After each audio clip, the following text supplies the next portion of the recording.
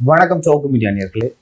இன்றைய அரசியல் அரட்டில் பல்வேறு அரசியல் மற்றும் சமூக நிகழ்வுகளை பற்றி பேச இருக்கிறோம். அதே போல எங்களுடைய சொந்த அனுபவங்களையும் பற்றியும் பேச இருக்கிறோம். வாருங்கள் சார். வணக்கம். வணக்கம் லியோ. வணக்கம் மாலதி. லியோ, நீங்கள் கிட்டத்தட்ட 35 நாட்களாக இன்றோடு 3 மாதங்களாக கமிஷன் ஆஃபீஸில் போய் கையெழுத்து போட்டுட்ருக்கீங்க. இப்போது நீங்கள் கையெழுத்து போட்டு கொண்டிருக்கும் வழக்கு என்னவென்றால், அந்த வாராகி மீது பொய் வழக்கு போட்டார்கள் என்று நம்ம சேனலில் பேசுனதுக்காக போட்ட வழக்கு. அதில் நான் கைதாகி நான் ஜாமீனில் வந்துட்டேன். எனக்கு நீதிபதி திரு ஜி.ஆர். சுவாமிநாதன் அவர்கள் இந்த வழக்கே பொய் வழக்கு, நான் கண்டிஷன்லாம் போட மாட்டேன்னு தீர்ப்பில் எழுதிட்டார். ஓன் பெயில் கொடுத்துட்டாரு. உங்களுக்கு முன்ஜாமீன் கொடுத்த போது உயர்நீதிமன்றம் உங்களை தினமும் கையெழுத்து போடுங்கன்னு போட்டுருந்துச்சு. நீங்கள் போட்டுட்ருக்கீங்க. இந்த அனுபவம் எப்படி இருக்குது? என்ன மாதிரியான சிரமங்களை நீங்கள் சந்திக்கிறீங்க? அதை சொல்லுங்கள். ஏன் நான் இதை சொல்கிறேன்னா, இந்த வழக்கு பொய் வழக்குன்றது ஊருக்கே தெரியும், அத்தனை பேருக்கும் இது தெரியும். ஆனால் இந்த பொய் வழக்கு காவல்துறை போட்டதுனால நீங்கள் என்னென்ன சிரமங்களை சந்திக்கிறீங்க? ஸோ நாம் நிறைய நேர்காணலில் பேசியிருக்கோம் sir. Process is the punishment correct அப்படின்னு சொல்லிட்டு. ஆக்சுவலாக அந்த ப்ராசஸே பல வருடங்கள் பல மாதங்கள் ஆகும் அப்படின்னு சொல்லிட்டு இந்த வழக்கில் தான் நான் தெரிஞ்சுக்கிட்டேன். அதாவது எனக்கு பர்சனலாக ஓரளவு சட்ட விஷயங்களை பற்றி தெரியும். நீங்களும் நிறைய விஷயங்களை பேசியிருக்கீங்க. இப்போ நண்பர்கள், வழக்கறிஞர் நண்பர்களும் இருக்காங்க, அவங்களும் சொல்லுவாங்க ஈஸியாக பண்ணிடலான்னு. ஆனால் அது நம்மளுக்கு இம்ப்ளிமெண்ட் ஆகும்போது தான் அதில் என்னென்ன இடர்பாடுகள் இருக்குது, சிக்கல் இருக்குது. ஸோ அதனால் மன ரீதியாக உடல் ரீதியாக எந்த மாதிரிலாம் நம்ம பாதிக்கப்படுறோம் அப்படின்னு சொல்லிட்டு தெரியுது. சிஎம்டி கேஸ் அந்த டாக்குமெண்ட் ஃபோர்ஜரி பண்ணிட்டுன்னு சொல்லிட்டு உங்கள் மேலே குண்டாஸ் போட்டாங்க நினைக்கிறேன். அதுக்கு தான் குண்டாஸ், அந்த குண்டாஸ் போட்டாங்கல்ல. ஸோ அதில் நான் A2, நீங்கள் A1, நான் A2. அந்த வழக்கில் நான் முன்ஜாமீன் வாங்கினேன். முன்ஜாமீன் வாங்கி அதை எக்ஸ்டெண்ட் பண்ணி திரும்ப என் திருமணத்துக்காக எக்ஸ்டெண்ட் பண்ணி நான் கையெழுத்து போட்டிருந்தேன். கையெழுத்து போட்டு அந்த கையெழுத்துமே 15 days, ஃபஸ்ட்டு ஒரு 15 days. அதுக்கப்புறம் every Saturday 10:30 until further order. அதுக்கான மனுவுமே நான் ரிலாக்ஸேஷன் போட்டேன். இனிமேல் பெண்டிங்கில் இருக்குது. இனிமேல் அது வரல. இந்த கேஸ் இப்போ வாராகி விஷயத்தில் நான் A3, நீங்கள் A2, சவுக்கு மீடியா A1, இவங்க A4. அந்த வழக்கில் எங்களுக்கு அந்த வாராகி கேஸில் அன்டில் ஃபர்தர் ஆர்டர் அப்படின்னு சொல்லிட்டு ஒரு உத்தரவு வழங்கப்பட்டது. அந்த உத்தரவில் எப்பொழுதுமே ஒரு 15 நாள் இல்லை 20 நாள், அதிகபட்சம் 20 நாள் போட்டு அதுக்கப்புறம் வாரத்துக்கு ஒரு டைம் இல்லை மாதத்துக்கு ஒரு டைம்னு சொல்லிட்டு அதுதான் நடைமுறை. அதை தான் நீங்களும் ஃபாலோ பண்ணி நினைக்கிறோம் உங்கள் வழக்கில். ஆமாம். ஆனால் கிட்டத்தட்ட ஒரு 32 நாட்கள் கிட்ட நாங்கள் சைன் போட்டு வரேன். இன்னும் எங்கள் கேஸ் லிஸ்ட் ஆகிறதுக்கே ரொம்ப டைம் எடுத்தது. நான் எங்கே இருந்தேன், ஃபஸ்ட்டு குரோம்பேட்லேருந்து எக்மோர் எங்கே இருக்குது அவ்வளோ தூரம் போகணும். இப்போ துறப்பாக்கத்துலேருந்து எக்மோர் வரைக்கும் போகணும். நான் போகிற வழியில் தான் கவர்னர் மாதிரி இருக்குது, சிஎம் கிராஸ் பண்ணுவார். நான் போகிறப்பெல்லாம் டிராஃபிக் பிளாக் பண்ணி வச்சுருவாங்க. பிளாக் பண்ணிட்டா எனக்கு போகிறதுல சிக்கல் இருக்குது. நான் 10:30 அங்கே போக முடியாது. ஓகேங்களா? அதுலேயே நிறைய சிக்கல் இருக்குது. அவங்க எப்போ வருவாங்கன்னு சொல்ல முடியாது. எப்போயாவது போவாங்க, எப்போயாவது வருவாங்க. ஸோ அதில் நிறைய நடைமுறை சிக்கல் இருக்குது. நான் போய் காவல்துறையிட்ட சொல்ல முடியாது, சார் இதனால தான் லேட் ஆகிடுச்சு, சிஎம் போனார், கவர்னர் போனார் அப்படின்னு நான் சொல்ல முடியாது அவங்ககிட்ட போயிட்டு. அதே போல் அலைச்சல்னு ஒரு விஷயம் இருக்குது சார். ஐயோ என்னடா இந்த கேஸுக்காக இவ்வளோ தூரம் போயிட்டு இருக்குமே. ஞாயிற்றுக்கிழமை கூட போடணும் நீங்கள் கையில். சார் கமிஷன் ஆஃபீஸில் வேலை செய்வங்களே வரமாட்டாங்க. நான் டெய்லி போயிட்டுருக்கேன். கமிஷனரே வரமாட்டார் கமிஷன் ஆஃபீஸுக்கு டெய்லி. ஆனால் நான் கிட்டத்தட்ட இந்த வழக்கு எப்போ இது வாங்கணும், முன்ஜாமீன் வாங்கணும், அப்போருந்து நான் தினமும் போயிட்டு கையெழுத்துட்டுருக்கேன். ஸோ இது விரைவில் கிடைச்சா இதில் ரிலாக்ஸேஷன் கிடைச்சா நல்லாயிருக்கும் அப்படின்னு சொல்லிட்டு ஃபீல் பண்ணுறாங்க. அப்புறம் உங்களை இந்த வாராகி வழக்கில் இதை ரத்து செய்யணும்னு நீங்கள் இருவரும் நீதிமன்றத்தை அணுகிய போது நீதிமன்றம் இதில் நீங்கள் குற்றப்பத்திரிகை தாக்கல் செய்யக்கூடாதுன்னு சொல்லிட்டு ஒரு உத்தரவை போட்டிருக்காங்க. ஸோ இப்போ இந்த வழக்கில் அவங்க ஒன்றும் பண்ண முடியாது. நீங்கள் இன்வெஸ்டிகேஷன்லாம் பண்ணாலும் ஃபஸ்ட்டு கேஸே பொய் கேஸு. வாராகி மீது போடப்பட்டது பொய் வழக்குன்னு சொல்கிறதெல்லாம், அப்படி பேசுகிறதெல்லாம் அஃபென்ஸ் ஆகிடாது. அப்படி இருந்தும் கூட உயர்நீதிமன்றம் இதில் குற்றப்பத்திரிகை தாக்கல் செய்யக்கூடாதுன்னு போட்டுட்டாங்க. ஆனால் நீங்கள் கையெழுத்து போட போகும்போது உங்கள் 2 பேரையும் உட்கார வச்சு விசாரிச்சாங்களா? விசாரித்தேன். இதில் என்னென்னா, கோர்ட்டு ஒரு பக்கம் சார்ஜ் ஷீட் போடாதுன்னு ஸ்டே பண்ணிடுச்சு. ஸ்டே பண்ணனா நீ விசாரிச்சு என்ன பண்ண போகிறீங்க? ஸோ விசாரணையே சார்ஜ் ஷீட் போடுறதுக்கு தான். அப்போ சார்ஜ் ஷீட் போடக்கூடாதுன்னு கோர்ட் ஒரு ஆர்டர் இருக்குது. அப்போ நீங்கள் விசாரிச்சு ஒன்றும் பண்ண போகிறதில்ல. அந்த ஸ்டே வெக்கேட் ஆனால் தான் நீங்கள் இந்த கேஸில் விசாரணை பண்ண முடியும். அப்படி இருக்கும்போது உங்கள் 2 பேரையும் கூப்பிட்டு தனித்தனியாக 2 நாட்கள் விசாரணைன்னு உட்கார வச்சாங்களே. எதுக்கு உட்கார வச்சாங்க? இது சென்னை மாநகர காவல்துறை என்ன கேட்டாங்க? ஆக்சுவலாக கிட்டத்தட்ட 33 நாள் சார். ஆமா. 34 நாளில் நான் போன முதல் வாரத்தில் பண்ணியிருக்கலாம், 2ஆம் வாரத்தில் பண்ணியிருக்கலாம். ஃபர்ஸ்ட் நாளே நார்மலாக பண்ணுவாங்க. ஃபர்ஸ்ட் நாள் பண்ணுவாங்க, கூப்பிட்டு குறைச்சி என்ன பார்த்துறீங்கன்னு கேட்டுருவாங்க. இதுதான் நார்மல். அது நார்மல். ஆக்சுவலாக வந்து அங்கே இருக்கிற அந்த லேண்ட் கிராப் அந்த அந்த அந்த விங் தான் வந்து இந்த கேஸ் பார்க்குறாங்க. அவங்க நினச்சிருந்தா அந்த நீங்கள் சொல்கிற மாதிரி முதல் நாளே விசாரிச்சிருக்கலாம். ஆனால் விசாரிக்கல. அவங்களுக்கு வந்து நம்ம மனு போட்டிருக்கேன்னு தெரியுது, இந்த மாதிரி இந்த கேஸை வந்து குவாஷ் பண்ணணும், இந்த கேஸை வந்து நாங்கள் ரிலாக்ஸேஷன் ஃபைல் பண்ணுறோன்னு சொல்லிட்டு தெரியுது. ஸோ வந்து வேண்டுமென்றே வந்து எங்களை வந்து உட்கார வச்சு எங்களை வந்து பிரெயின் வாஷ் பண்ணி என்ன கேட்டாங்க, என்ன விசாரிச்சாங்க? ஆக்சுவலாக என்ன கேட்டாங்கன்னா, எங்கே வேலை செஞ்சீங்க இதுக்கு முன்னாடி, எங்கே படிச்சிங்க, ஆக்சுவலாக இதெல்லாம் வந்து ஏற்கனவே தெரியும். அதுக்கு முன்னாடி வழக்குலேயே வந்து எல்லா தகவலும் கொடுத்துட்டேன். கொடுத்த உடனே ஒரு இன்ஸ்பெக்டர் எஸ்ஐ அவர்கள் வந்து விசாரித்தார். முதல் நாள் விசாரித்த உடனே உங்கள்கிட்ட வந்து சொன்னேன் நான், நீங்கள் கூட நடுவில் வந்து வந்தீங்க. ஏன்னா நீங்கள் போய் கையெழுத்து போட்டு நான் வெயிட் பண்ணிட்டு இருக்கேன் வெளியில், லேட் ஆகுது. லேட் ஆனது தான் என்ன நடக்குதுன்னு பார்க்கலான்றதுக்காக தான் நீங்கள் வந்தீங்க. வந்தோடனே வந்து லைக் அவரும் விட்டார், நானும் வந்துட்டேன். அந்த முதல் நாள் வந்து அந்த டீட்டெயில்ஸ் வாங்கி வச்சுக்கிட்டு அதுக்கப்புறம் மாலதி அவர்கள்ட்ட வந்து வாங்கணும் அப்படின்னு சொல்லிட்டு சொன்னாங்க. அவங்க ரொம்ப நாள் சொல்லிகிட்டே இருந்தாங்க, மாலதி ஏன் 2 பேரும் ஒன்றா வர மாட்டேறீங்க, ஏன் வேறு டைமில் வரீங்க அப்படின்னு சொல்லிட்டு கேட்டாங்க. சார் எங்களுக்கு தான் வாங்கிட்டீங்கல்ல, மாலதி வரவங்க அவங்கள்ட்ட கேட்டு வாங்கிங்க அப்படின்னு சொல்லி நான் சொன்னேன். சொன்ன உடனே திரும்ப வந்து என்னை உட்கார வச்சாங்க. சார் எதுக்கு சார் என்னை உட்கார வைக்கிறீங்க அப்படின்னு சொல்லிட்டு நான் கேட்டேன். இந்த மாதிரி டீட்டெயில் ஏற்கனவே தான் நீங்கள் வாங்கிட்டீங்களே சார், எதுக்கு திரும்ப உட்கார வைக்கிறீங்க, நான் ஏற்கனவே கொடுத்துட்டேன் எல்லா டீட்டெயில், நான் எங்கே படித்தேன், எந்த ஊர், அதுக்கப்புறம் இதுக்கு முன்னாடி எங்கே வேலை செஞ்சேன், இதுதான் திருப்பி திருப்பி கேட்டாங்க. ஒரு கட்டத்தில் போயிட்டு அங்கே இருக்கிற ஒரு எனக்கு தெரிஞ்சு எஸ்ஐயா இல்லை அதுக்கு கீழ் பணியாற்றுவரா அப்படின்னு சொல்லிட்டு தெரியல, அவங்க வந்து திரும்ப திரும்ப கேட்டாங்க, உங்கள் மேலே இந்த கேஸ் ஏன் போகிறாங்கன்னா வந்து நீங்கள் அவங்க கூட சேர்ந்து பயணிக்கக்கூடாது, ஏன் வேலை செய்றீங்க, கல்யாணம் ஆகிடுச்சு, ஃபேமிலி ஆகிடுச்சு, எதுக்கு அவங்களுக்கு கஷ்டத்தை கொடுக்குறீங்க அப்படின்னு சொல்லிட்டு சொன்னாங்க. நான் என்ன சொன்னேன், மேம் ஆக்சுவலாக நீங்கள் வந்து எம்எல் 2 கேஸ் போட்டீங்க, கல்யாணம் பண்ணாத முன்னே அந்த பொண்ணை வந்து இப்போ எனக்கு அந்த பொண்ணு ஒய்ஃபாக இருந்தால் நீங்கள் வந்து நான் எங்கே இருக்கேன்னு சொல்லிட்டு அந்த பொண்ணை கேட்டு விசாரிக்கலாம். அந்த பொண்ணு கல்யாணமே ஆகலை, அப்போ தான் என்கேஜ்மெண்ட் ஆச்சு. நீங்கள் அந்த பொண்ணை உட்கார வச்சு நான் எங்கே இருக்குன்னு சொல்லிட்டு அந்த பொண்ணை கேட்டு ஃபோனை வாங்கி பார்த்து பொண்ணை வண்டியில் ஏற்றி அந்த ஃபோனை கமிஷன் ஆஃபீஸ் எடுத்துகிட்டு போயிட்டு இதெல்லாம் நீ பண்ணிவிட்டு இப்போ வந்து அங்கே வேலை செய்யக்கூடாது, நீ எதை பண்ணக்கூடாது, எதை பண்ணக்கூடாது சொன்னால் எதுக்கு மேம் நீங்கள் சொல்கிறதெல்லாம் கேட்கணும், நீங்கள் எதுவுமே பண்ணாமல் நீங்கள் இதெல்லாம் கேட்டு இருந்தால் பரவாயில்ல, நீங்கள் வந்து எல்லாத்தையும் பண்ணிவிட்டு இதை வந்து கேட்டால் யார் அக்செப்ட் பண்ணிப்பா, அது யார் கன்சிடர் பண்ணுவான் அப்படின்னு சொல்லி நான் கேட்டேன். அதுக்கப்புறம் வந்து இல்லைப்பா நாளைக்கே உனக்கு ஒரு குழந்தை பிறக்கும், அந்த குழந்தை வந்து உங்கள் எவ்வளோ அக்கறை பாருங்களேன், குழந்தை பிறக்கும், அந்த குழந்தை வந்து நாளைக்கு ஒன்று கேட்காதுப்பா, என் குழந்தை என்ன மேம் வந்து கேட்கும், அந்த மாதிரி உங்கள் கமிஷனர் வந்து பார்த்து கேள்வி கேட்டேன் நான், அதனால் வந்து டிஎம்கேவை பார்த்து கேள்வி கேட்டேன் நான், அதனால என் கேஸ் போட்டாங்கன்னா என் குழந்தைக்கு பெருமை தான், அது ஆளுங்கட்சியை பார்த்து கேள்வி பார்த்துக்கிறான், போலீஸை பார்த்து கேள்வி கேட்டிருக்கான், எங்கள் அப்பா ஹீரோ அப்படின்னு சொல்லி என் குழந்தை பெரிய இதில் அசிங்கப்படுறதுக்கு என்ன இருக்குது அப்படின்னோடனே ஓ அப்படியா அவங்க ஷாக் ஆகிட்டாங்க, அவங்களுக்கு என்ன பேசுறதுன்னு தெரியல. சரி மேம் அப்படின்னா இங்கே தான் கண்டினியூ பண்ண போகிறேன், வேறு யாரும் வேலை தர மாட்டாங்க, நான் இங்கே தான் கண்டினியூ பண்ண போகிறேன், ஸோ இது எப்படி தான் நான் ஃபேஸ் பண்ணி தான் ஜெயிலுக்கு கூட போகிறேன் மேம், இதெல்லாம் ஜெயிலெலாம் போட மாட்டாங்க, அது எனக்கு தெரியும். போடாமல் எதுக்கு எஃப்ஐஆர் போடுறீங்க அப்புறம்? இல்லை நான் எல்லாத்தையும் வந்து எக்ஸ்பீரியன்ஸ் பண்ணிட்டேன், போய் ஜெயிலே ஒரு 2 நாள் இருந்துட்டு வரணும் எப்படி இருக்குது அப்படின்னு சொல்லி சொன்னேன். நான் சொன்ன பதில் அவங்க எதிர்பார்க்கல. அப்புறம் மறுநாள் போயிட்டு வேறு எதுக்கோ இதே விஷயத்தில் தான் அவங்களுக்கு தெரிஞ்சிச்சு நம்ம காஸ்ட் போட்டிருக்கோம், அதுக்கப்புறம் ரிலாக்ஸேஷன் போட்டிருக்கணும். தெரிஞ்ச உடனே வந்து இல்லைப்பா ஒன்றும் கொஞ்சம் டீட்டெயில்ஸ் வாங்கணும் அப்படின்னு சொல்லிட்டு கேட்டாங்க. அதுக்கப்புறம் நான் கேட்டேன், சார் அதான் வந்து ஸ்டே பண்ணிட்டாங்க, நீங்கள் உங்களுக்கு வந்து சார்ஜ் ஷீட் போடக்கூடாது, நீங்கள் ரிசர்ச் என்ன பண்ண போகிறீங்க அப்படின்னு நான் கேட்டேன். கேட்டோடனே இல்லைப்பா நீங்கள் வந்து சார்ஜ் ஷீட் தான் போடக்கூடாதுங்குது, ரிலாக்ஸேஷன் போட்டு நீங்கள் மனு போடல அப்படின்னு கேட்டாங்க. சார் நான் ரிலாக்ஸேஷன் கேட்டு மனு போடல, நீங்கள் சார்ஜ் ஷீட் எது உங்களுக்கு ஃபைல் பண்ணக்கூடாதுன்னு உத்தரவு போட்டாங்க. போடும்போது இப்போ என்ன விசாரிச்சு என்ன பண்ண போகிறீங்க அப்படின்னு கேட்டேன். அதுக்கப்புறம் கொஞ்சம் கான்வர்சேஷன் போச்சு. போனவொடனே அதுக்கப்புறம் இவங்க மாலதி அவர்களை வந்து விசாரிச்சாங்க, ஏன்னா அவங்கள்ட்ட எந்த டீட்டெயிலும் வாங்கல. அப்புறம் நான் வெளியே வந்துட்டேன், அப்புறம் இவங்க தான் விசாரிச்சுட்டாங்க. உங்களை என்ன விசாரிச்சாங்க மாலதி? சார் ஆக்சுவலாக வந்து அது அவங்க ஸ்டேட்மெண்ட் போடுறது அப்படின்னு சொல்கிறாங்க. இப்போ இவர் லியோ விஷயத்துலேயே பார்த்தீங்கன்னா ஸ்டேட்மெண்ட் போடுறது டீட்டெயில்ஸ் வாங்குறதுன்னா அது ஒரு தடவை வாங்கிக்கலாம், ப்ரொவைடட் நம்மளுக்கு சார்ஜ் ஷீட்டே போடக்கூடாது, இந்த அதாவது என்கொயரியே ஸ்டே தான் அப்படின்னும் போது ஒரு தடவை வாங்கிக்கலாம். ஆனால் மீண்டும் மீண்டும் வாங்க சொல்லுங்க அப்படின்னு சொல்லிட்டு பொறுமையாக அடிப்பாங்க, பக்கத்தில் இருக்கவங்ககிட்ட பேசுவாங்க. மேபி அதை நான் எப்படி பார்க்குறேன்னா நேரம் கடத்துதலாக தான் பார்க்குறேன். அதுக்கப்புறம் இந்த தகவல் பற்றி பெருசாக அவங்க வந்து எனக்கும் தெரியாது.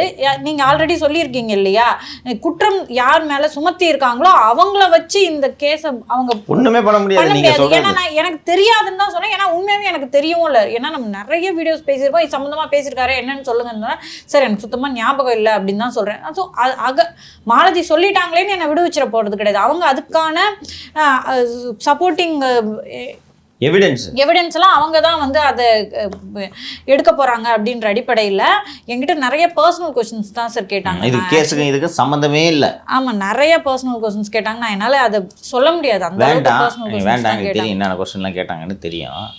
இது எல்லாத்துக்கும் பின்னணியில் இந்த பொம்மை முதல்வர் தான் இருக்கிறார் என்று சொல்ல வேண்டும். என்னவென்றால் இது மாதிரி ஒரு நேற்றே நம்ம நிகழ்ச்சியில் சொன்னோம், ஒரு மீடியா நடத்துறது எவ்வளோ கஷ்டமாக இருக்குன்னு. லியோவை கூப்பிட்டு வச்சு உனக்கு கல்யாணம் ஆகிருக்கு, உனக்கு குழந்தை பிறந்தா உன் பையன் உன்னை பற்றி என்ன நினைப்பான், ஜெயிலுக்கு போயிட்டேன்னா உங்கள்கிட்ட கேட்டாங்களே அந்த அட்வைஸ்லாம். இதெல்லாம் எதற்கென்றால் இந்த மீடியா நடந்து விடவே கூடாது என்பதில் ஒரு அருண் அவ்வளவு தீவிரமாக இருக்கிறார். இங்கே 3 பேருடைய உங்களது 3 நம்ம அலுவலகத்தில் பணியாற்றக்கூடிய அத்தனை பேரின் தொலைபேசியும் கண்காணிப்பில் இருக்கிறது. உங்களை கூப்பிட்டு வச்சு பர்சனல் கொஸ்டின்ஸ் எல்லாம் கேட்குறதுக்கான ரீசன்னு அதுக்கு நான் கேட்குறேம்மா, உங்கள்கிட்ட நீங்கள் என்னென்ன பர்சனல் கொஸ்டின் கேட்டாங்கன்னு என்கிட்ட சொன்னீங்க. அந்த பர்சனல் கொஸ்டினுக்கும் இந்த வராகி பற்றி பேசிய வழக்குக்கும் என்னம்மா சம்மந்தம்? லியோவை கூப்பிட்டு ஸ்டேட்மெண்ட் போடும்போது உங்களோட மனைவி குடும்பத்தில் இருக்கவங்கள பற்றிலாம் விவரம் கேட்டிருக்காங்க. அதற்கும் வராகி வழக்குக்கும் என்ன சம்மந்தம்? உங்களுக்கு நீங்கள் அன்பிளக்கில் ஒரு வீடியோ போட்டிங்களா, இந்த வண்டி ஆஃபீஸ் காலி பண்ணுறது சமயத்தில் அது வீடியோ போட்டிங்களா? அந்த வண்டி காலி பண்ணுறதுக்கு ஒருத்தர் வந்தான் தெரியுமா? வண்டி எடுத்துகிட்டு வாடகை வண்டி எடுத்தோமையா? ஆமாம். அந்த வண்டி நம்பரை பார்த்து அவனுக்கு ஃபோனு, நீ அனுமதி இல்லாமல் வண்டி ஓட்டணும் சார், நான் 10 வருஷமாக லைசன்ஸ் வாங்கி பர்மிட் வாங்கி ஓட்டின்னு இருக்கிறேன், என்ன அனுமதி இல்லாமல். ஆமாம், அன்றைக்கி இந்த ஆஃபீஸ் நீ தான் காலி பண்ணியா? நான் தான் காலி பண்ணேன். புது ஆஃபீஸ் எங்கே போட்டிருக்காங்க? இனிமேல் அவங்க கூப்பிட்டாங்கன்னா லோடு எடுக்க போகாது. நம்ம ஆன்லைனில் தான் சார் புக் பண்ணோம்.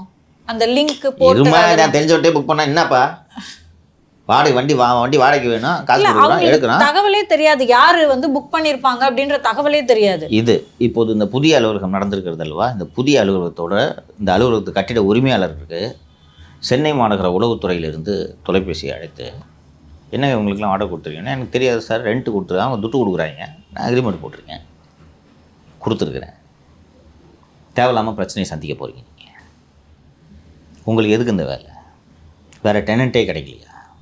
இங்கே இந்த அலுவலகம் இருக்கக்கூடிய இடத்துல சென்னை மாநகர உளவுத்துறையோட ஆட்கள் தினந்தோறும் இங்கே டியூட்டி போட்டிருக்காங்க, ஒரு இன்ஸ்பெக்டர் டியூட்டி போட்டிருக்காங்க. நானும் பார்த்தேன் சார், நம்மளுக்கு தெரியும்ல, பக்கத்து வீட்டு மெத்தமல்லேருந்து தான் போகிறாங்க, யார் வராங்க. ஆமாம், இது எல்லா வேலைகளையும் செய்வது அருண். உளவுத்துறையில் ஐஎஸ்சில் இன்டெலிஜென்ஸ் சர்வீஸில் ராமமூர்த்தின்னு ஒரு டிசி இருக்கார். அந்த டிசிக்கு வேலை இதை கண்காணிப்பது மட்டும்தான், வேறு வேலையே கிடையாது. இதை எங்கே போய் யாரை சந்திக்கிறாங்க என்னன்றதுக்கு என்ன அங்கே என்ன இது சூடோ எஃபர்ட் நாங்கள் கடத்திக்கிட்டு இருக்கோம்.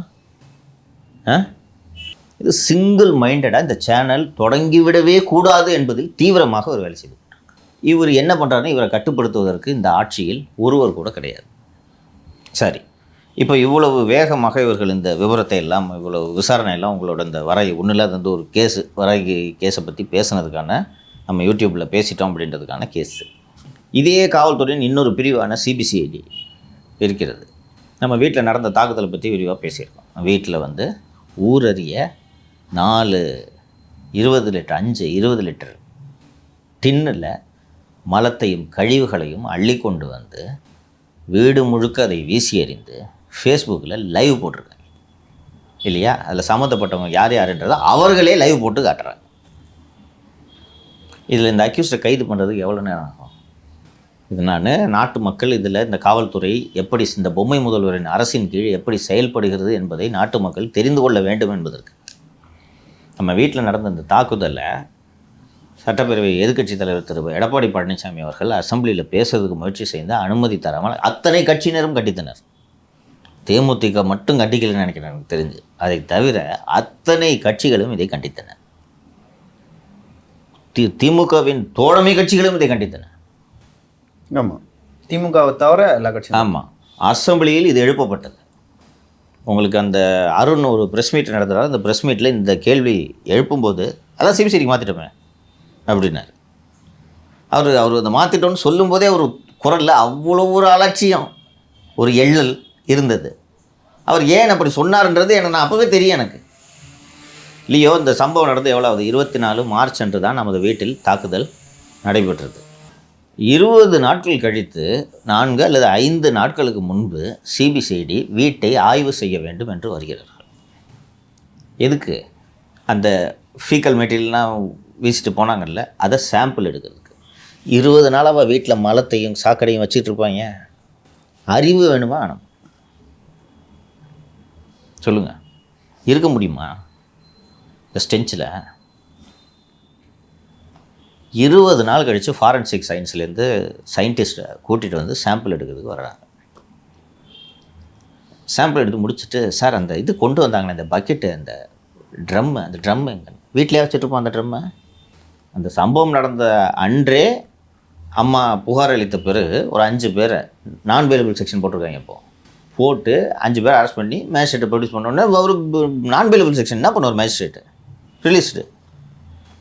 அதற்கு பிறகு வந்து பெயிலபிள் செக்ஷன் போட்டிருந்தாங்க ஃபஸ்ட்டு. அதற்கு பிறகு நான் பெயிலபிள் செக்ஷன்லாம் சேர்த்துட்டாங்க. அந்த நான் பெயிலபிள் செக்ஷன்லாம் சேர்த்த பிறகு இதுவரை ஒரே ஒரு கைது கூட இல்லை.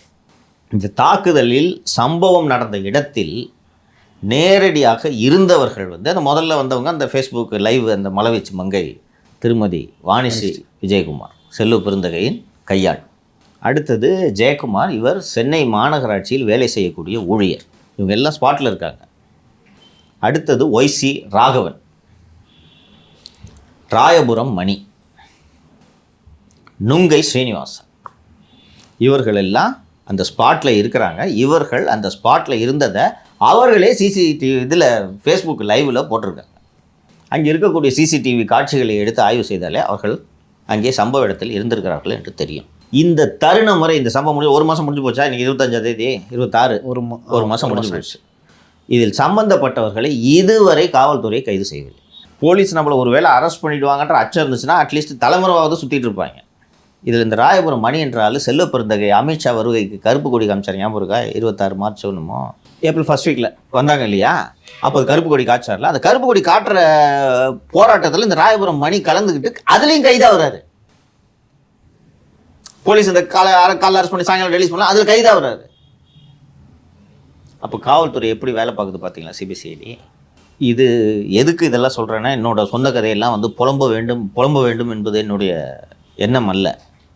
ஆனால் இதில் இன்னொரு விஷயத்தை கூடுதலாக பேசணும். நான் ரெட்பிக்ஸில் ஒரு நமது நண்பர் ஃபெலிக்ஸ் அவர்களுக்கு அளித்த நேர்காணலில் நான் இது செல்வ பிறந்தை மட்டும் இல்லைங்க, சேகர்பாபும் இதில் இன்வால்வ்டு அப்படின்ட்டு நான் அதில் சொல்லியிருந்தப்போ ஒரு சேகர்பாபு இன்வால்வ்டுன்னு எப்படிங்க நீங்கள் சொல்லுவீங்கன்னா, எனக்கு தெரியும் சார், எனக்கும் தெரிந்த காவல்துறை அதிகாரிகள் சொல்லியிருக்கிறார்கள் சேகர்பாபு இதில் இன்வால்வ்டு. இதுக்கு ஆட்கள்லாம் சப்ளை பண்ணி ஆர்கனைஸ் பண்ணதில் சேகர்பாபு சம்மந்தப்பட்டிருக்காரு, சேகர்பாபு கிட்ட இருக்கிற ஆள் தான் இதை செஞ்சுருக்காங்க என்று நான் அவரிடம் ஃபெலிக்ஸிடம் இந்த நேர்காணலே சொல்கிறேன். நான் அதுக்கு ஒரு 4-5 நாட்கள் கழித்து ஒரு ஆடியோ ரிலீஸ் ஆகுது. கேட்டிருப்பீங்களே? கேட்டேன். எக்ஸில் நான் போட்டிருந்தேன், சில மீடியாஸ் அதை பிக்கப் பண்ணாங்க. அதை போடுங்க, நம்ம சேனல்லே போட சொல்லுங்கள். ஹலோ சொல்லுங்க. அதான் தன்ராஜ் பேசுறேன், நான் கொளத்தூர்ல இருந்து. யாரு? தன்ராஜ் பேசுறேன், நான் கொளத்தூர்ல இருந்து. என்னங்க? நானும் உங்க கட்சியில் திமுக இருக்கட்டும். நேர்ல வா. நேர்ல வரவா? வேற என்ன? மகேசன் கூட வரேண்ணா. இருக்கட்டும், யார் கூட வேணா என்ன? நீ போன்ல பேசினா பேசிடணுமா? ஏன் பேசக்கூடாதாண்ணா? ஏன் நேர்ல வா. ஏன் போன்ல பேசினா பேசக்கூடாதுண்ணா? அடுத்து உங்க நம்பரை வச்சு கம்ப்ளைண்ட் பண்ணுவேன். பண்ணுண்ணா. கண்டிப்பா இப்ப பண்ணுவேன். பண்ணுண்ணா. கொஞ்ச நேரத்துல பண்றேன்னா இல்லையா பாரு. நீ பண்ணுண்ணா. நான் இல்லையா பாரு. நீ பண்ண, நான் மீடியால எல்லா விஷயத்தையும் சொல்லுவேன் பாரியா. சொல்லு சொல்லு. இப்ப பண்றேன். சவுக்கு சங்கர் விஷயத்த பாருன்னு சொல்லுவேன் பாரியா. இப்ப பேசுறேன். பேசு நீ. சொல்லு, எல்லாத்தையும் சொல்லு. எல்லாத்தையும் சொல்லு. சவுக்கு சங்கர் விஷயத்த நான் தான் பண்ணேன், சொல்ல பாரியா. இப்ப பேசுறேன். இப்ப பேச நீ பேசி என் பேர் தான் நன்றாஜ். வெயிடா வெயிடா மரியாதையா? ஹலோ மரியாதை உனக்கு. ஏய், இவள்தான் மரியாதை உனக்கு. அப்புறமா நான் மரியாதை பாவரியா? வெய் போன நீ பாவரியா? உன் மரியாதை நீ பாவரியா? அப்புறமா வெயிடா உன் மரியாதை நீ பாவரியா? வச்சா உனக்கு நல்லது, இல்லைன்னா கஷ்டம். வைக்க முடியாது என்ன பண்ணுவ? அப்படியா? அப்படியா? சரி, இப்ப 2 நிமிஷம் உனக்கு என்ன வருதுன்னு பாரு, திருப்பி பாருண்ணா, நீ பாருண்ணா, எங்க இருந்து வருதுன்னு பாரு போன் உனக்கு. நீ எங்கடா வரட்டா? மீடியால குத்துருவேன், மொத்த ஜீவனை குத்துருவேன். யோ அவ்வளவுதான் உனக்கு. வெயிடா போனேன். யோ மரியாதை குத்த பேசுகிறேன். வெயிடா போனேன். வெயிடா உனக்கு எத்தனை போன் இப்போ? நீ எத்தனை போன் தான்? கொளத்தூர் தன்ராஜ் என்ற நபர் தான் அந்த அந்த ஆடியோவில் பேசுவார். அந்த ஆடியோவில் என்னென்னா, அந்த ஆடியோ கேட்டிருப்பீங்க. அந்த ஆடியோவில் என்ன பேசுகிறேன்னா, சவுக்கு சங்கர் விஷயத்தெல்லாம் நான் வெளியில் சொல்லுவேன், ப்ரெஸ்ஸை பார்த்து சொல்லிடுவேன். சவுக்கு சங்கர் விவகாரத்தை பண்ணது நான் தான், அதை சொல்லிடுவேன். ஏன்னா அது கொளத்தூர் தன்ராஜ் யாருன்னு எனக்கு தெரியாது. சவுக்கு சங்கர் விவகாரத்தை பண்ணது நான் தானே. என்ன சம்பவம் நடந்துச்சு? இந்த ஒரு சம்பவம் தானே. அந்த ஆடியோ உரையாடல் நடைபெற்ற பிறகு அதை என்ன பண்ணிடுறாரு, அந்த ஆடியோ ரெக்கார்ட் பண்ணி குரூப்பில் போட்டுறாப்பி, டிஎம்கே குரூப்பில் போட்டுறாங்க. எனக்கு இது திமுக தரப்பிலிருந்தே என்கிட்ட சொன்னாங்க, அண்ணா இந்த மாதிரி ஒரு ஆடியோ இருக்குது அப்படின்னாங்க. அது நடந்த உடனே இமீடியட்டாக சேகர் பாபு வீட்டுக்கு அனுப்புகிறாரு. சேகர் பாபு சொன்னால் தான் கமிஷன் கேட்க போகிறாரு, அனுப்புகிறாரு. வீட்டுக்கு ஆள் அனுப்பி ஃபோனை வாங்கி அந்த ஆடியோவை டெலீட் பண்ணிடுறாங்க. டெலீட் பண்ணோம், சரி இது போச்சு போல இருக்குது அப்படின்ட்டு அவர்களும் நிம்மதியாக இருக்காங்க. அது கொளத்தூர் தன்ராஜா, அண்ணா நைட்டு குஷ்டு பேசிட்டேன், நான் கோச்சிக்காதண்ணா என்று அமைச்சரிடம் சொல்லி விடுகிறார், சமாதானமாகி விடுகிறார். அந்த வாட்ஸ்அப் குரூப்பில் போட்டார்ல, அந்த குரூப்பில் இருக்கிற ஒருத்தன் இந்த ஆடியோவை சேவ் பண்ணி வச்சிருக்கிறான். அவன் எடுத்து அண்ணன் பாருங்க, நான் இவன் தானே பண்ணியிருக்கிறான்ட்டு என்னிடம் அனுப்பினான். அப்போது நான் அதை எக்ஸ் தளத்தில் பதிவு செய்த பிறகு சேகர் பாபு கொளத்தூர் தன்ராஜா ஊட்டிக்கு சென்று 10 நாட்கள் ஊட்டியில் சேகர் பாபு தங்க வச்சிருக்காரு. தங்க வச்சு நல்ல ஒரு ஹோட்டல் தங்க வச்சு கோடை சுற்றுலா போயிட்டு தங்க வச்சுட்டு எதுவும் சத்தம் போடாமல் பேசாமல் இருக்குன்னு சொல்லி இது மீண்டும் இப்போது கொளத்தூர் தன்ராஜ் கொளத்தூரில் தான் இருக்கிறார்.